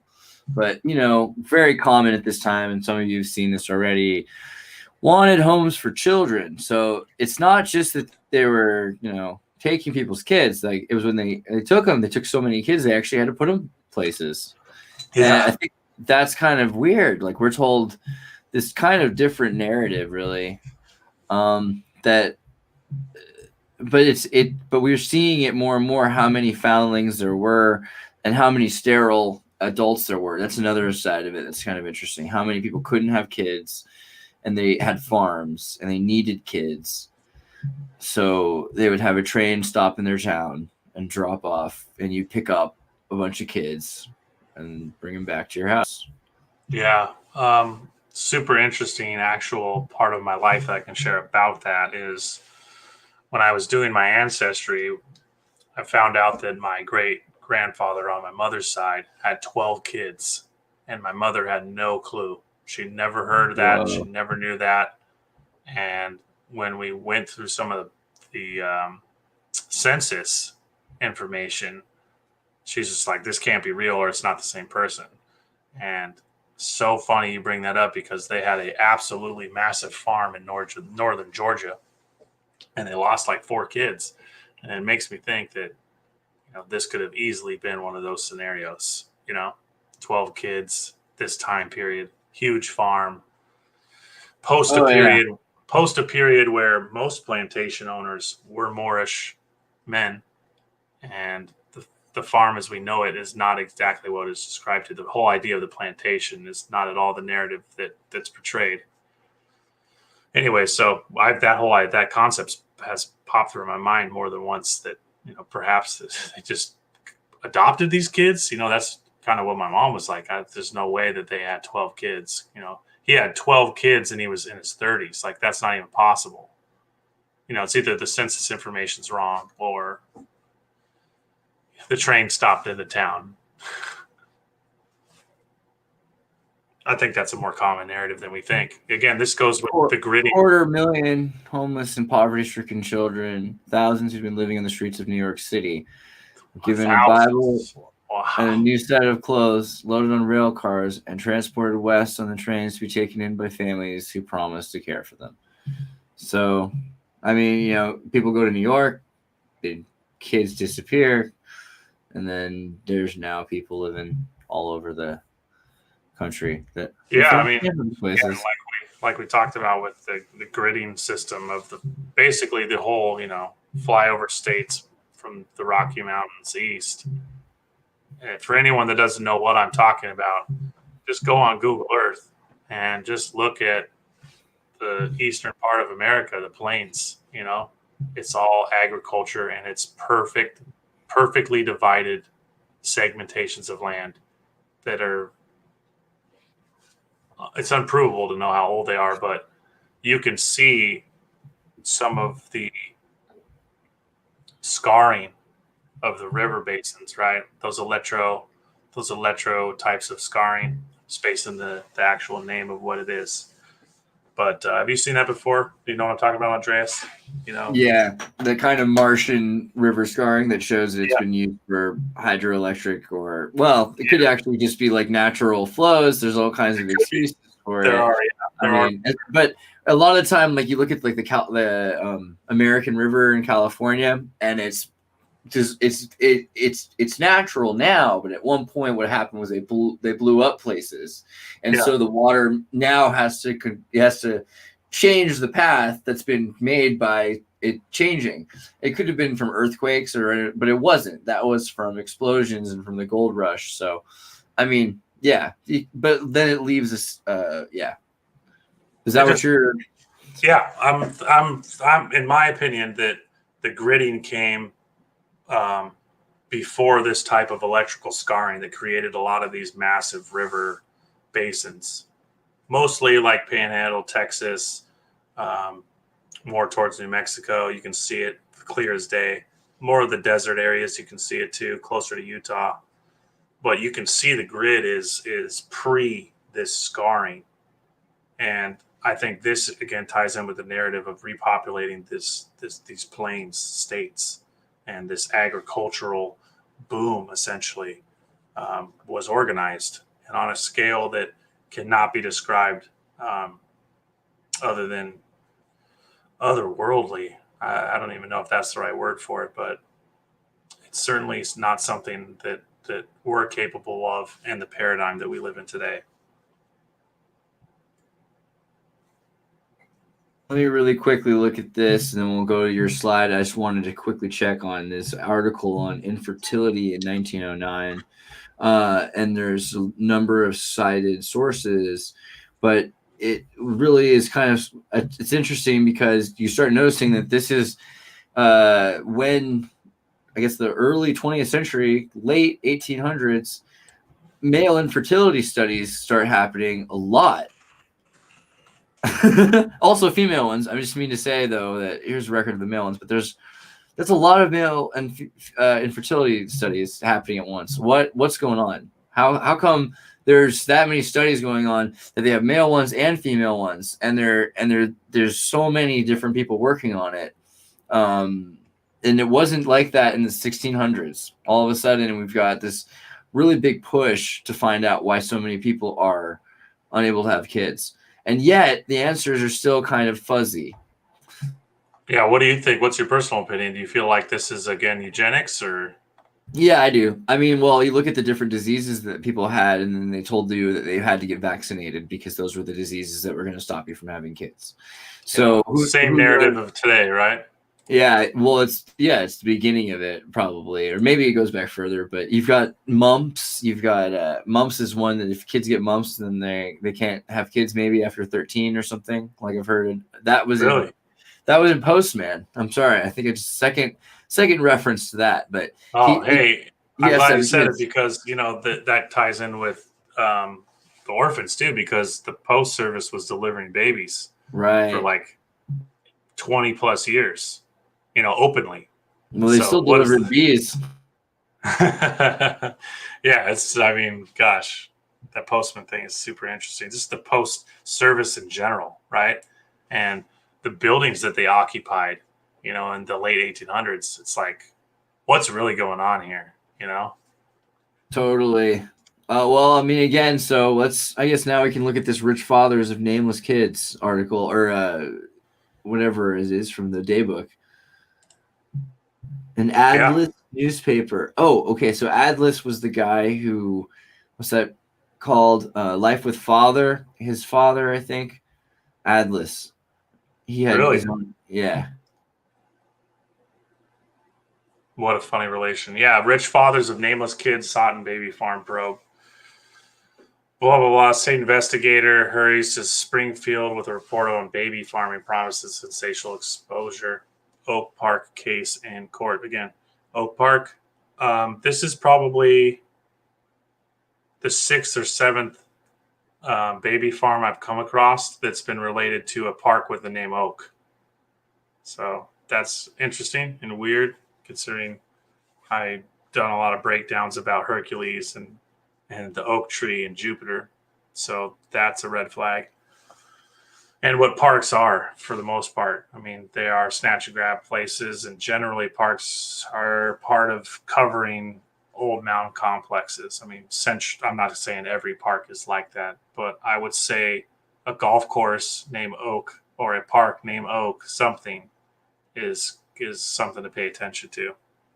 I remember there was like for a while, a bunch of people had these yellow ribbons on their cars for soldiers. Yeah. I think it was, and that was pink ones. But the first time I saw it, I didn't know it was a ribbon. I saw it was put on the car like magnetic, and it was like at enough of an angle it looked like an ankh or something, kind of. So like, what's fish? Yeah. What's up with this Egyptian looking occult symbol in everybody's car? I was like 10, I literally had no idea it was what it was supposed to be. But there's that song, Tie a Yellow Ribbon Around the Old Oak Tree. And now I wonder also about, oak trees die, they get rot. They're basically only good for burning because they grow so quickly and you can burn them, like that's, I don't know. Maybe other people love them more than I do, but that's basically. No, I mean, that's great. As a symbol, they're, like I said, they tie in a lot of this stuff. And I think they're markers for a lot of shady stuff. Symbolically.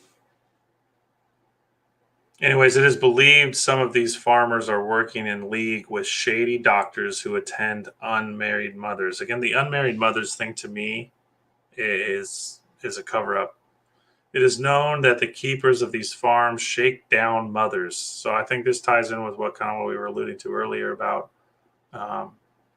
how easy it was for them to take children away from people, and that the narrative of breastfeeding was child abuse, and that they had this whole because in a lot of these articles too, you'll hear they were feeding the child milk and it wasn't even boiled. And this concept of pasteurization, I mean, when did that really become a forced requirement? I mean, because these articles mostly are from 1860 through 1920 and they're talking about pasteurization. So that to me is also a red flag. How many mothers were really feeding their kids formula? Like, the narrative of breastfeeding and formula and all of these things it's so blurry, but it's obviously, I think, part of this control structure too. These farms shake down mothers, and then if trouble comes up, threaten exposure, and the girls are forced to keep silent. One important cleanup has been made by the arrest of Miss Lois. Thanks again to some of our friends on Discord, because we chased this woman down, and she's related to oh gosh, I'm gonna forget his name. This is embarrassing, but he was one of these James Dunn, right? The Hollywood James Dunn director. Ooh. Who has been in a lot of hot water for comments he's made and things he's posted on his Twitter. It's obviously very coded child, interests.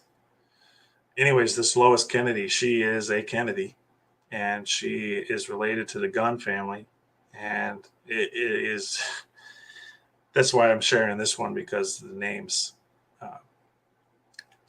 connects a lot of these families, like I was saying, that these people of prominence, they could get a kid like nothing, and no one asked a question where it went.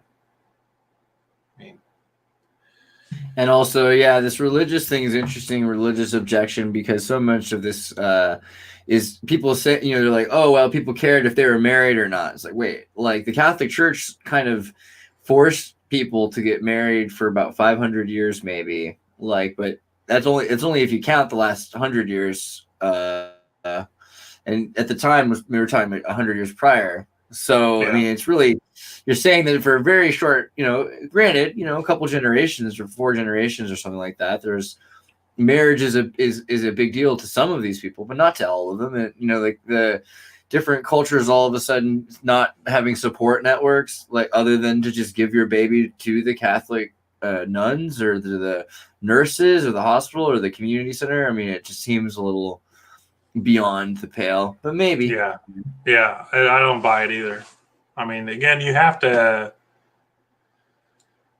be open to anything with these types of things, and certainly anything's possible. And I'd be ready to read tomorrow that all of this was nonsense. But it seems to me, again, going by the numbers we were talking about, and just the stories of foundling orphanages in Italy and France and Germany, the numbers. I mean, shit, there were thousands in Italy. I mean, how is that even possible? What was really going on? And I think that they weren't just repeopling America.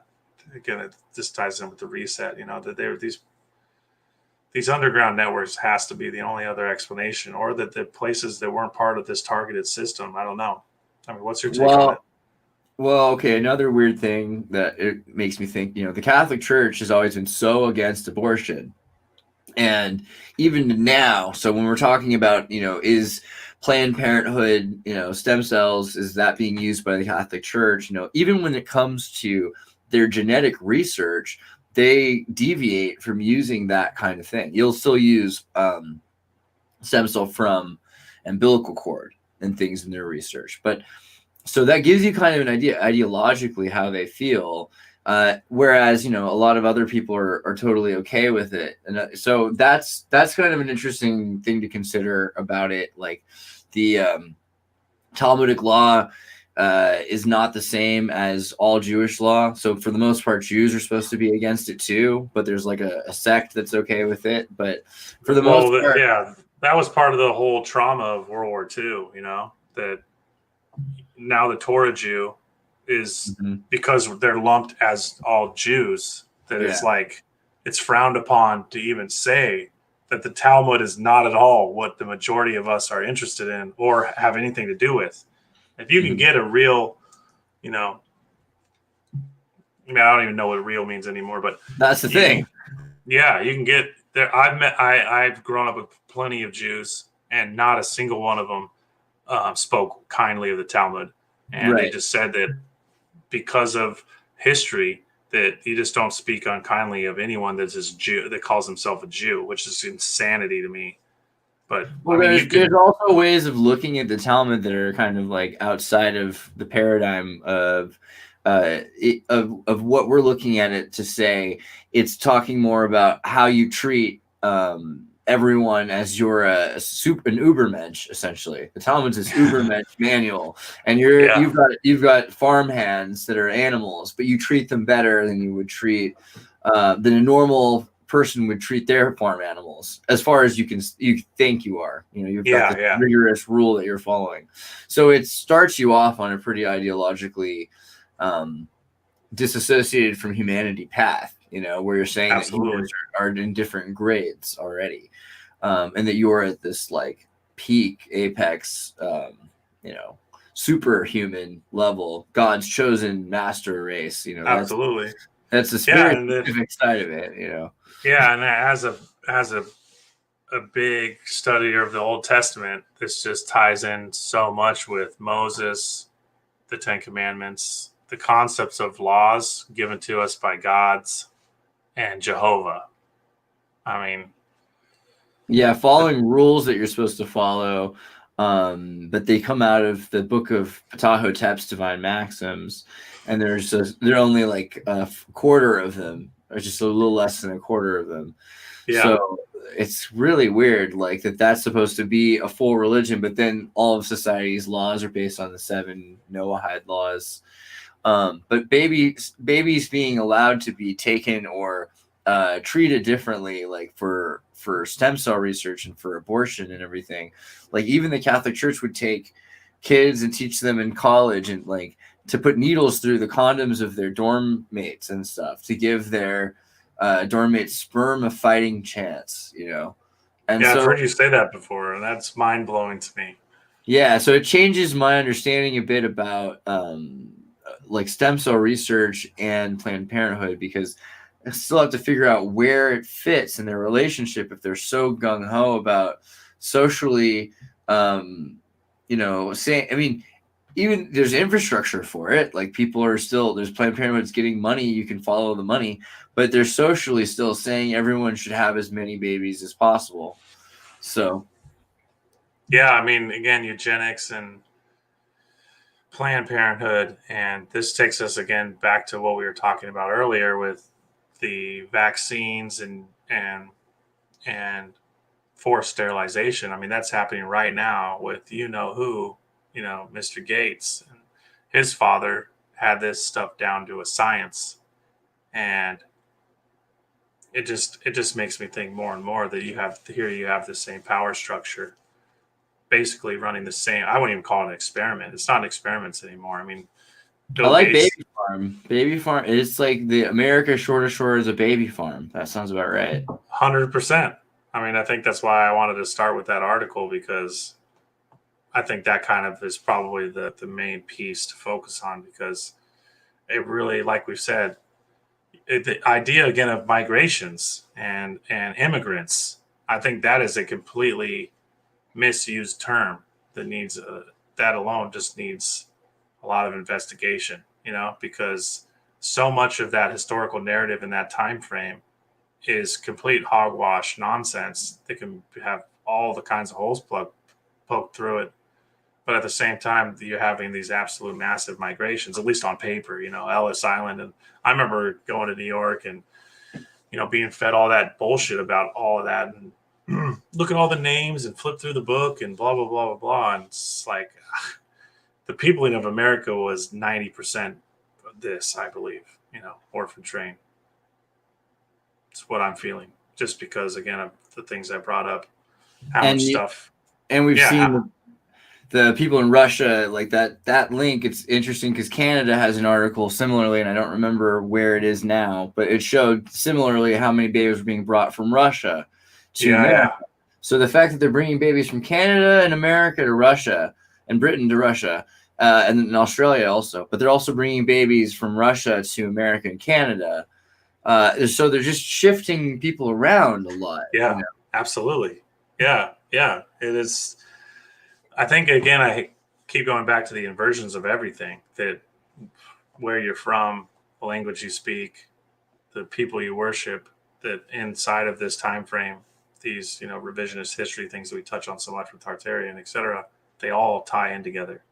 And this again brings our time frame of I 380 would be as far back as I'd be willing to go in written history, and then we could also take this farther and talk more about the bicameral mind, pictographs, hieroglyphics, communication through symbols, psychic communication of symbols, and what that really means in a brain that is not bicameral.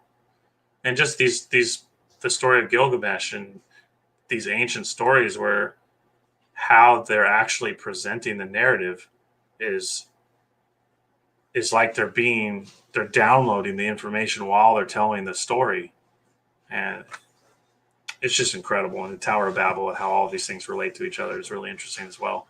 But just language as a template, you can see so much manipulation there.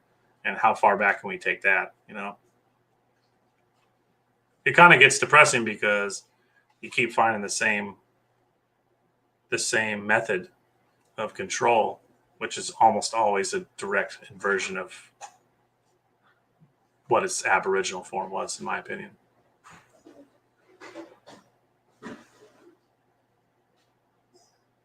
I'm gonna pull up actually a couple pictures that you gave me a while ago. I still have from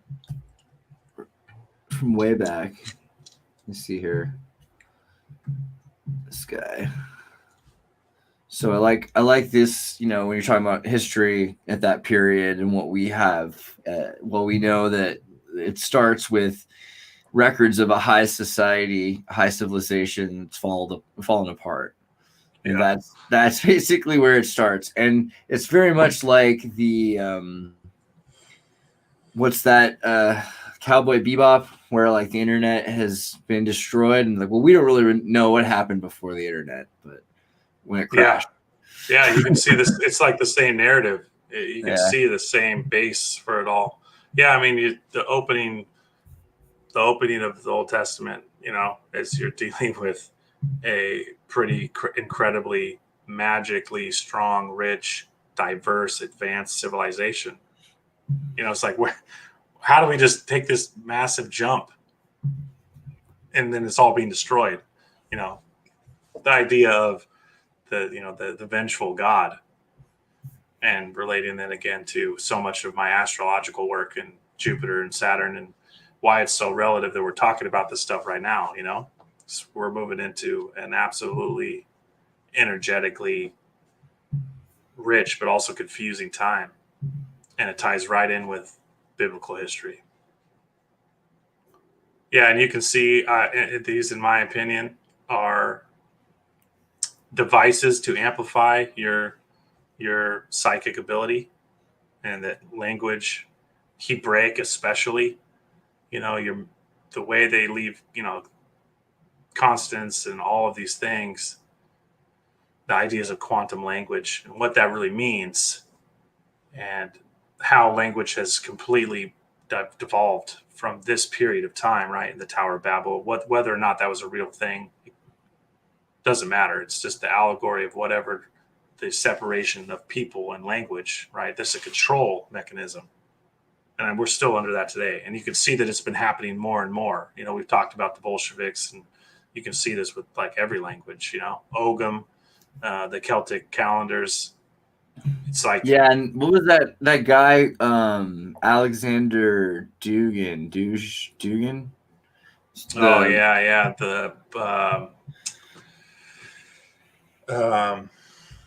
the magician for, what's his name? Gosh, I can't believe I'm forgetting his name. for Putin's guy. Yeah, Putin's magician. Putin's magician. Yeah, his Putin's Rasputin or something like that. Putin's Rasputin. Yeah, this man. We've talked about him. His work the political fourth theory. You had showed me that, and I thought that was really great. Yeah. His idea, his wanting to revitalize the Aryan nation.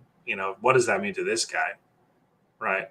I think it ties in with, Iran and what that represented pre the narrative we've been handed. And it's incredibly interesting.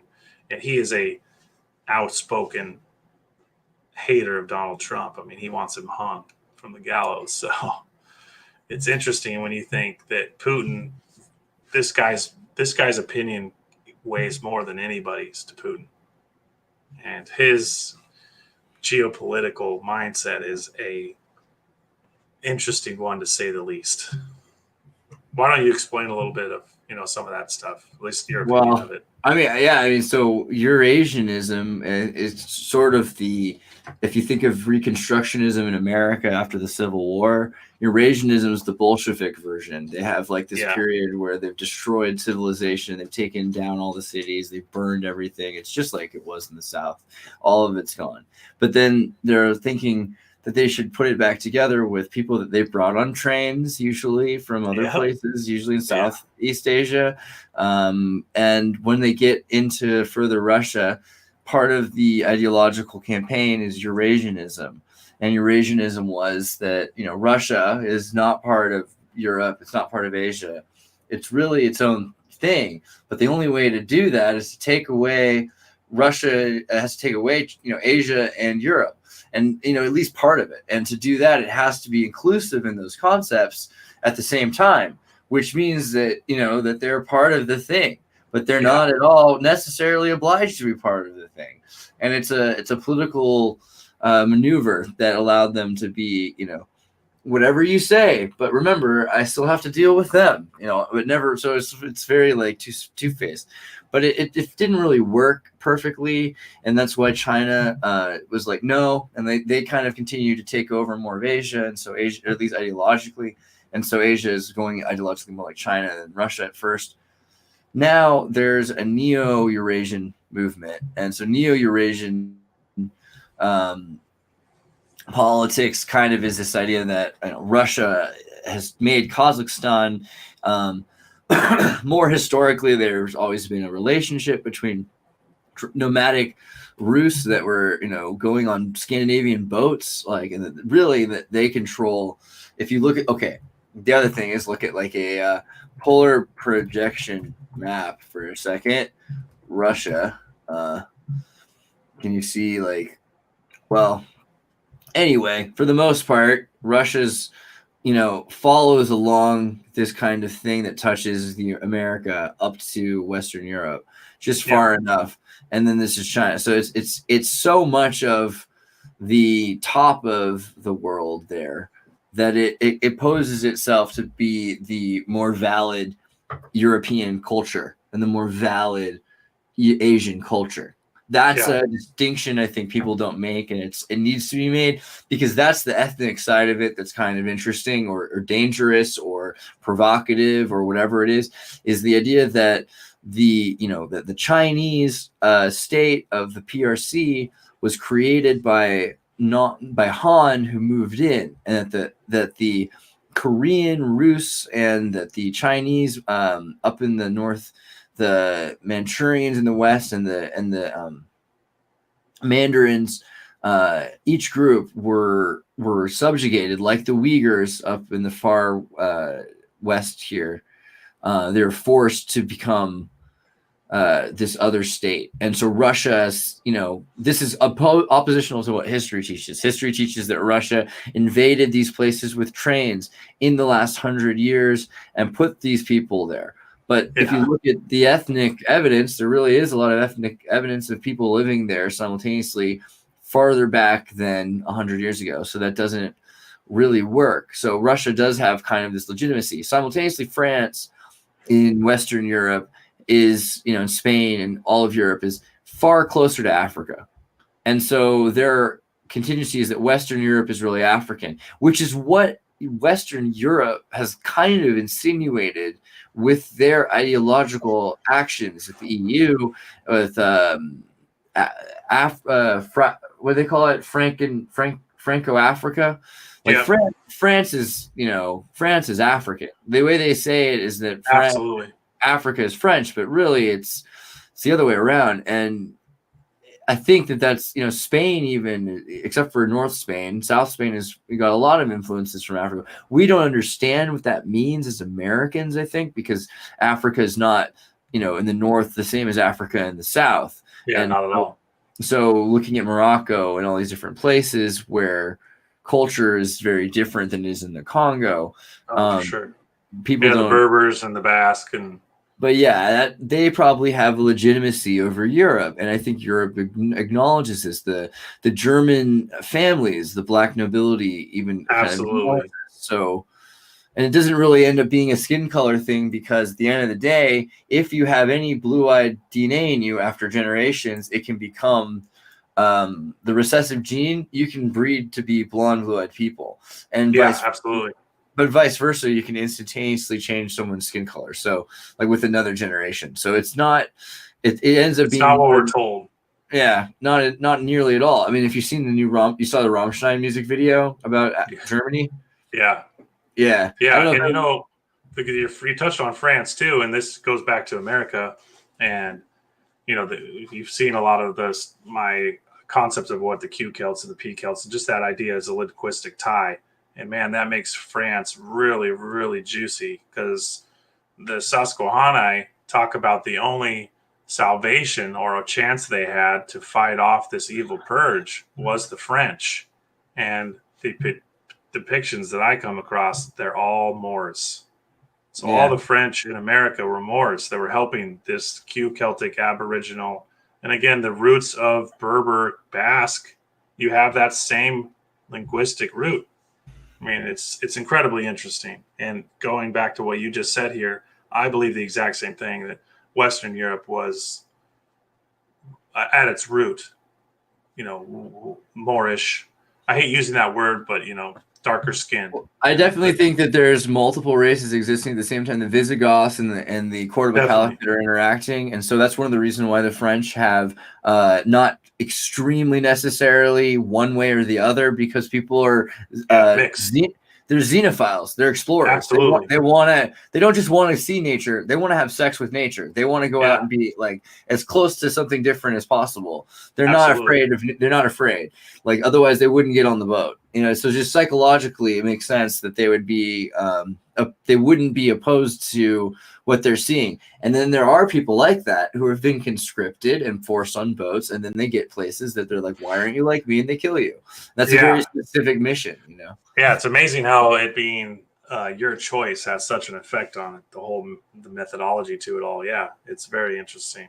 Yeah, because again, you find the same thing with the Templars and the Sinclairs and Quebec and Canada. I mean, Canada was a country built on this principle that you're describing here. The Xenos were just maybe perhaps running from exile or whatever, but they were more than happy to interbreed with these people and create these ancestral connections. And the Welsh or Basque, all these people were intermarrying with I don't want to say Aborigines, but the more native people of Americas, or the Americas in general.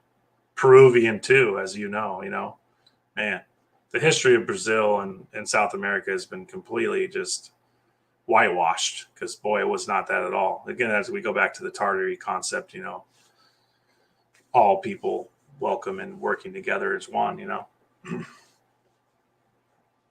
Here's a fun, I don't know. Happy Halloween, everybody. This is our Halloween special streams, I guess. We're doing all the dark stuff. I'm sorry. Smithsonian, California once targeted Latinas and forced sterilization. I found a number of these articles from different places near where I'm from, like Napa. This is, by the way, what Napa, California looked like in 1900. Napa is known for two things: being like the most terribly boring, like Fresno-esque place in the world, and for wine castles. There's just castles everywhere, of course. That makes sense. So, okay.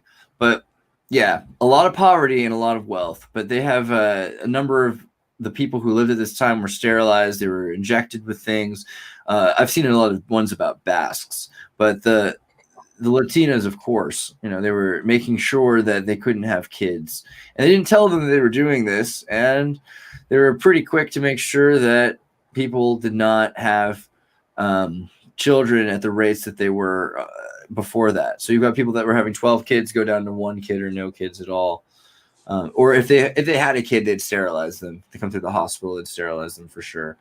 And there's a number of examples like that are more modern. I remember it's the Puerto Rico sterilization, Planned Parenthood. This one was a fun one where they sterilized 1/3 of the Puerto Rican youth. It was like girls. 1/3?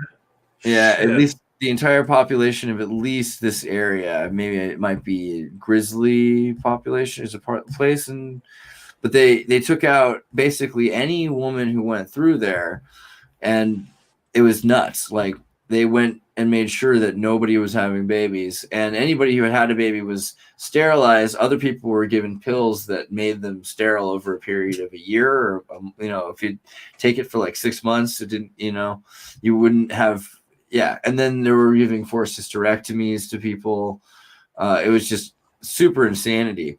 So you start. What do you think about the sunspot cycle and its relation to sterilization? Well, maybe actually you should go into that. And what is your take? Well, man, it's hard because you see so much chemicals being induced for this concept, but I there's an author that I really love, named Maurice Cotterell. I believe he's an Irishman. He may be Welsh, and he has some incredible books, and he talks about how he believes the great sunspot cycle, 7 years, 7 years, 7 years, 14 years, 7 on, 7 off, 7 positive, 7 negative.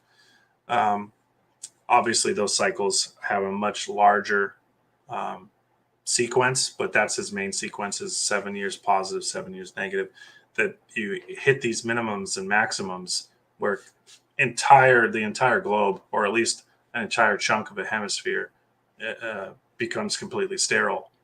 And the Peruvians, the Aztecs, the Olmecs, they found that they had to reduce the bombardment of I'm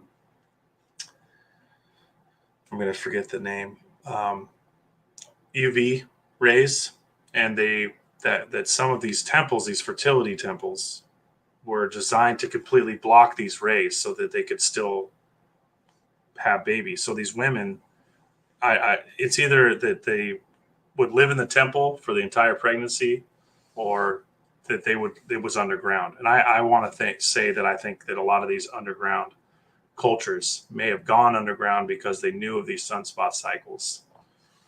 That's just I don't have a ton of information on it, but that just kind of resonated with me because Maurice's stuff is really amazing. And since we were on the subject, I thought I'd bring it up. Remember that time Jesus said, how often do you have to forgive? Someone asked, is it 7 times 7? Jesus says, not 7 times 7, but 70 times 7. I think it was. Was that what it is? Yeah, the 7 times 7 is what is in my head, but well, he does it correct. I'm not sure. Jesus, yeah, 70 times 7. I'll make sure. Forgive others 70 times 7. That one is, someone at home is going to be like, oh, come on. You know that this is Matthew 18:21. Yeah, exactly. Didn't you read that issue of Jesus, Super Jesus? I forget sometimes the actual issue number, but that is a 490. I know that. Anyway, there's a number of points in the Bible though where they do 7 years of plenty, 7 years of famine. Saturnalia is constantly, a lot of things are measured in 7. Yeah. I mean, it's the dualistic idea of Saturn becomes very relative because you have so many people in the dark arts using those numbers, and it's definitely becomes a little muddy. I posted a picture here on my screen that you can cut to real quick, and this is Maurice's calendar and what he hypothesizes going by his calculations of sunspot cycles, the rise and fall of civilizations based on this. Again, here we are using a timeline that I absolutely don't really want to put all of my eggs in one basket here, but his work is really great. It's very interesting. So for those of you listening, if you haven't heard of Maurice Cotterell, he just came out with a new book in April, and it's been about 10 years since he wrote a book, and his stuff is epic. Great stuff. How would you spell Cotterell? Cotterell.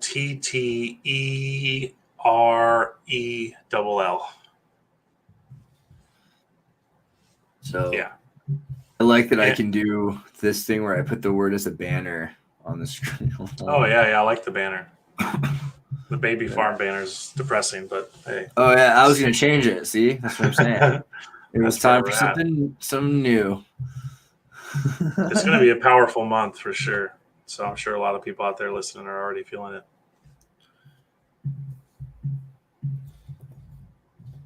But yeah, he describes, from the Viracocha warriors to the Lita Palenque to the fall of the Mayans. There's so Quetzalcoatl. It's just crazy that these people were well aware of these cycles, and they knew how to defend themselves from them and continue their race during these minimums and maximums. Yeah, every book on there is wonderful. But he describes how each one of these faces is a code on the Viracocha warriors, and they tell you that every face is different, but it's not true. There's 10 groupings, and each face is a symbol, and the way that their hair is tied, it calculates as they move the solar minimums and maximums. It's just incredible stuff. And also, he has a good mirroring with Lee from our Discord. He does a lot of the mirror image reversing stuff with Lita Palenque and some of these other stone reliefs, and it's absolutely mind blowing. You can see some of it. Just go to his website and you can see some of his work. It's incredible. A little off topic, but not really. No, not at all. I think looking at the timeline chronology, especially, that's something that we're trying to, check out. It's almost exactly what we need to get back to in some ways, because a lot of what rebuilding requires is getting back to what everything is made of, and we have to really analyze this stuff. And I think it's been a while since we've done that. It's worth doing. Yeah, and to answer somebody's question here in the comments, does this assume the sun is a giant ball trillions of miles away? That's no, fair. not at all. I don't think it has to be that way at all. What is the sun? How far away is it? I mean, it's all conjecture, really. I mean, what we're sharing here is conjecture, and it's important for people to know that. Dude, it's like an ogre. It has layers. Exactly. Absolutely. Yeah, it's very interesting, but again, you kind of have to live on the cusp of interesting, or whatever you think you're prepared to grasp. You should never be afraid to throw whatever model you have for the shape of the earth or how far away the sun is away tomorrow. You always got to be open to new information. I had to use VeggieTales for this backdrop. Restoring Reality says 100 years ago this year, it became illegal to mail kids to the USPS. You know how child safety laws started? My dad's taught me that because he was in defense, criminal defense. So he public defender stuff. Like originally, there was no child safety laws. It started because there were animal safety laws. And so they said, well, isn't a child a sort of an animal? And so by definition, they're like, oh, I guess because before that, they were like, it just has to be taken care of like property until it's, emancipated. And until it's emancipated as a person, theoretically, like Victor would say, like gender was less relevant even before your puberty and your emancipation. So, the way that they looked at it, they were saying, well, it's kind of like a horse. I guess the kid's like a horse. Yeah, you can't rape a horse. You can't kill a horse. I guess you can kind of use that logic on it. All right, we'll let you get away with it. Yeah, you can't rape, kill kids. Send them in the mail. Yeah, it's always like the last thing that they think But about. we're still going to send bees in the mail. You can't take that away from us. So interesting. Man, the bee thing. Yeah, don't get me started on parasites, and that whole concept is really interesting. Again, thought forms, egregores, what that really means, how language has been completely rewritten in a sense, and that we're kind of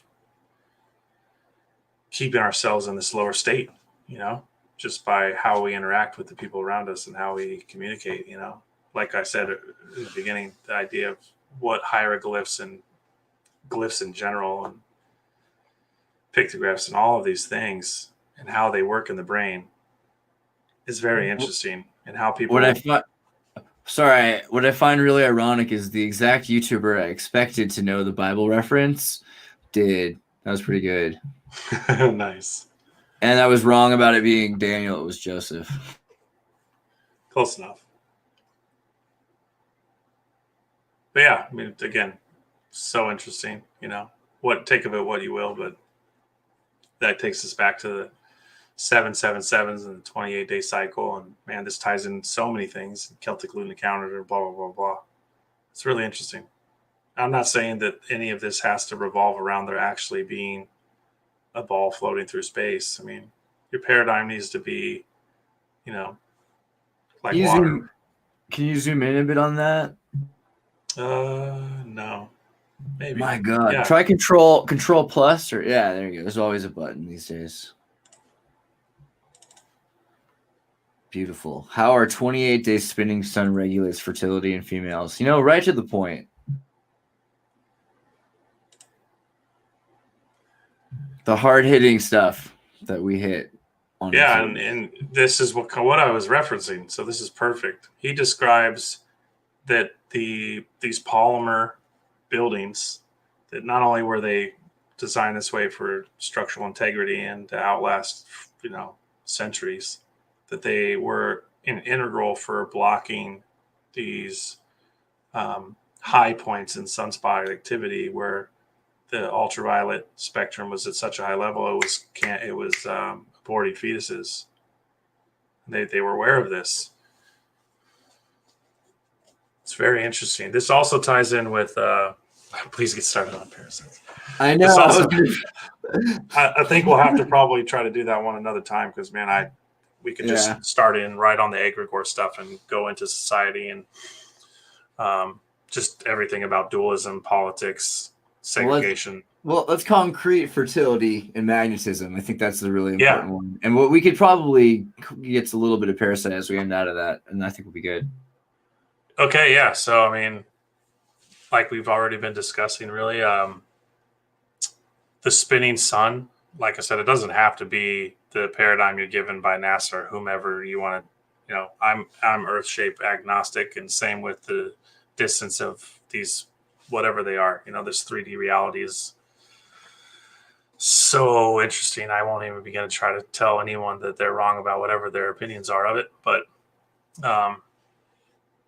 I think that maybe something was changed along the lines or throughout these low periods where you don't have the sun causing all of these abortions spontaneously, that's where the darker sects kick in with their vaccines, right? And they can make all of these tie in with certain events that fit their calendar or whatever deity that they're serving. And this, again, is where I started to divulge it again with the egregore, and that through language manipulation and, people who have studied Solomon maybe are a little more antiquated with the idea of what this means, the jinn, demons, or whatever that may mean to you. Even people that study computers, I think, in your computer, you have different programs that are called daemons, and that's the way that Linux will actually write it on a system. Totally. I'll really quickly pop up an example of my favorite word game involving magnetism and sexuality, which Coral Castle by Edward Leedskalnin had created this, it's a giant coral freaking castle on the east coast of Florida, across from Ponce de Leon's Bimini to Florida path, where he thought the Fountain of Youth was. And so Edward Leedskalnin's got this machine which he called, I forget her name, what's it supposed to be, the girl, but he named her after this girl, Jennifer or Stacy or something weird like that. Someone's gonna know. But basically, she's the sweet 16. It has to do that she'll be perfect when she's a virgin at 16. But this guy doesn't seem nearly as perverted as all that. And I started realizing that, or I think, maybe it was Brittany was talking about this too, this idea that if you've got, it seems like this, if you've got something that's really perverted, you turn it into pizza and ice cream. And if you have something that's pizza and ice cream and like your cars, people do talk about their cars like girls' names and things. So he's an engineer that tried to sex up his, it's like he called his laptop his girlfriend. He's like trying to sex up his engine. He's like, oh, she's a virgin motor. She's a virgin magnet. And you have 16 virgin magnets. And that makes this perfect perpetual motion system, etc. So that's one of my favorite word metaphors with sexual magnetism. And Wilhelm Reich did the same thing. Yeah. You see that so much with magnetism, and again, these fertility rituals, and how they just lump so many things into fertility, and how the way they explained magnetism, was as you're describing it, it is kind of like sexually overt. And yeah, they just kind of took that and ran with it. And so it was like, oh, this keeps enough people off the scent. I wish I knew more about, and I look into more now, as you mentioned it, sunspots, because I understand how they relate electrically, the radio distortion, and I've seen sunspot distortion. I've always been curious about it because it's, it's a phenomenon that they hardly can really say they fully understand, and also that they predict it, the way they predict it, like they can predict sunspots happening, so they can predict a corona flare affecting Exactly. radio. That's interesting. Yeah, and again, it goes back to magnetism. That's the new electromagnetic astrology. That's magnetology or something. Really, yeah, makes a lot of sense. I mean, it's just old, just new words on an old thing, right? That people really understood. I mean, gosh. Again, this writer's fabulous. He connects every continent of the world to these same ideas through their buildings, through their art. It's incredible. Ties right in with what we were saying. But yeah, and then to finish it off, I guess with perhaps leaving people with more questions than answers, but the idea of what Babel means, the allegorical idea of Babel, and connecting it back with Jehovah and the Old Testament and what this Jehovah God was, or who he was, or what kind of control he still exerts today. And I believe that Jehovah is Jupiter, Jove. I mean, a lot of people believe that, but not everyone wants to say that the Old Testament God was a different God than the New Testament God. But going back to the Talmud, what do you know about the Talmud? What do they say about the Old Testament? Very different seemingly. Yeah, and they not always on paper, but they pretty much refute the New Testament. And, the Jehovah's their God, essentially. And there's so many interesting parallels through history about the peoples that went from more of a earth-based religion to a monotheistic religion. You will find that Jupiter is generally the symbolic leader of this group. And this can tie in with the distribution of gold and how currencies were molded around these same monotheistic gods. And it's like you can just see the control structure. They were just tightening the grip, of it all. And as we move into an incredibly strong planetary conjunction here in December, not only that, I can't help but notice the Cooper belt is like the Koopa belt. Oh, interesting. Yeah. So funny again. The Koopa and Kubla, and that's an interesting route too, when you go down there, and then you can follow them to South America, and the elephant cult. Man, there's just so much. But yeah, going into this conjunction here where you're going to have Saturn exalting, in Aquarius, basically his home. And for those of you who aren't totally familiar with what I'm saying, this is a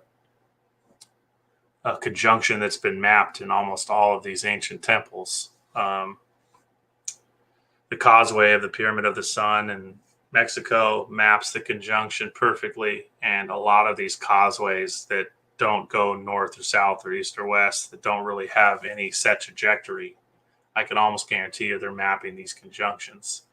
And every one of these kings, monarchs, whatever, they all made it a high priority to know when and where Jupiter and Saturn were going to be coming together.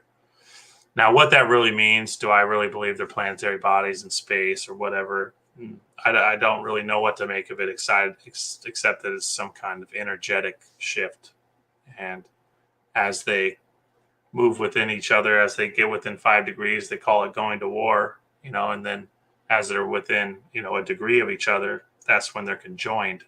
And this is going to be real special because they're going to be at 0 degrees in Aquarius. They're going to be right on top of each other. And we haven't seen that in a long time, especially not in, you know, basically Saturn's home. Yeah, and so many of these historical narrative names, they just break down to Saturn and Jupiter. I mean, you could chase it back. I mean, Jupiter has, you know, he's the god of 1,000 names, essentially. You know, the hero with 1,000 faces. Again, the inversions of these allegorical stories. You know, how many Hollywood writers will reference, you know, that idea, right? The hero with 1,000 faces. If you're not familiar with that book, it's another fabulous book. But it just shows you that the archetypes, they're so narrow, and that all of these characters could just be fanciful creations of the same person. And that again brings up what we've been saying, that the timelines just can't be as massive as we're told. And yeah, it's pretty absurd that the baby eating Saturn is, you know, like that's quite a metaphor. Yeah, and I talk a lot with Victor about what this really means, you know, alchemically and allegorically, you know, that Saturn is the reason, or the vessel through which we've fallen into physical form, right? This is the idea of the castration of his children, that we are separated from the more etheric, permanent etheric body, and we take this physical form, but we still have that connection, but it's been severely limited by what I believe is this mound grid hijacking of these old mound builders, possibly even the star forts. I can't quite say for certain if the star fort builders aren't part of the hijack. I don't know for certain.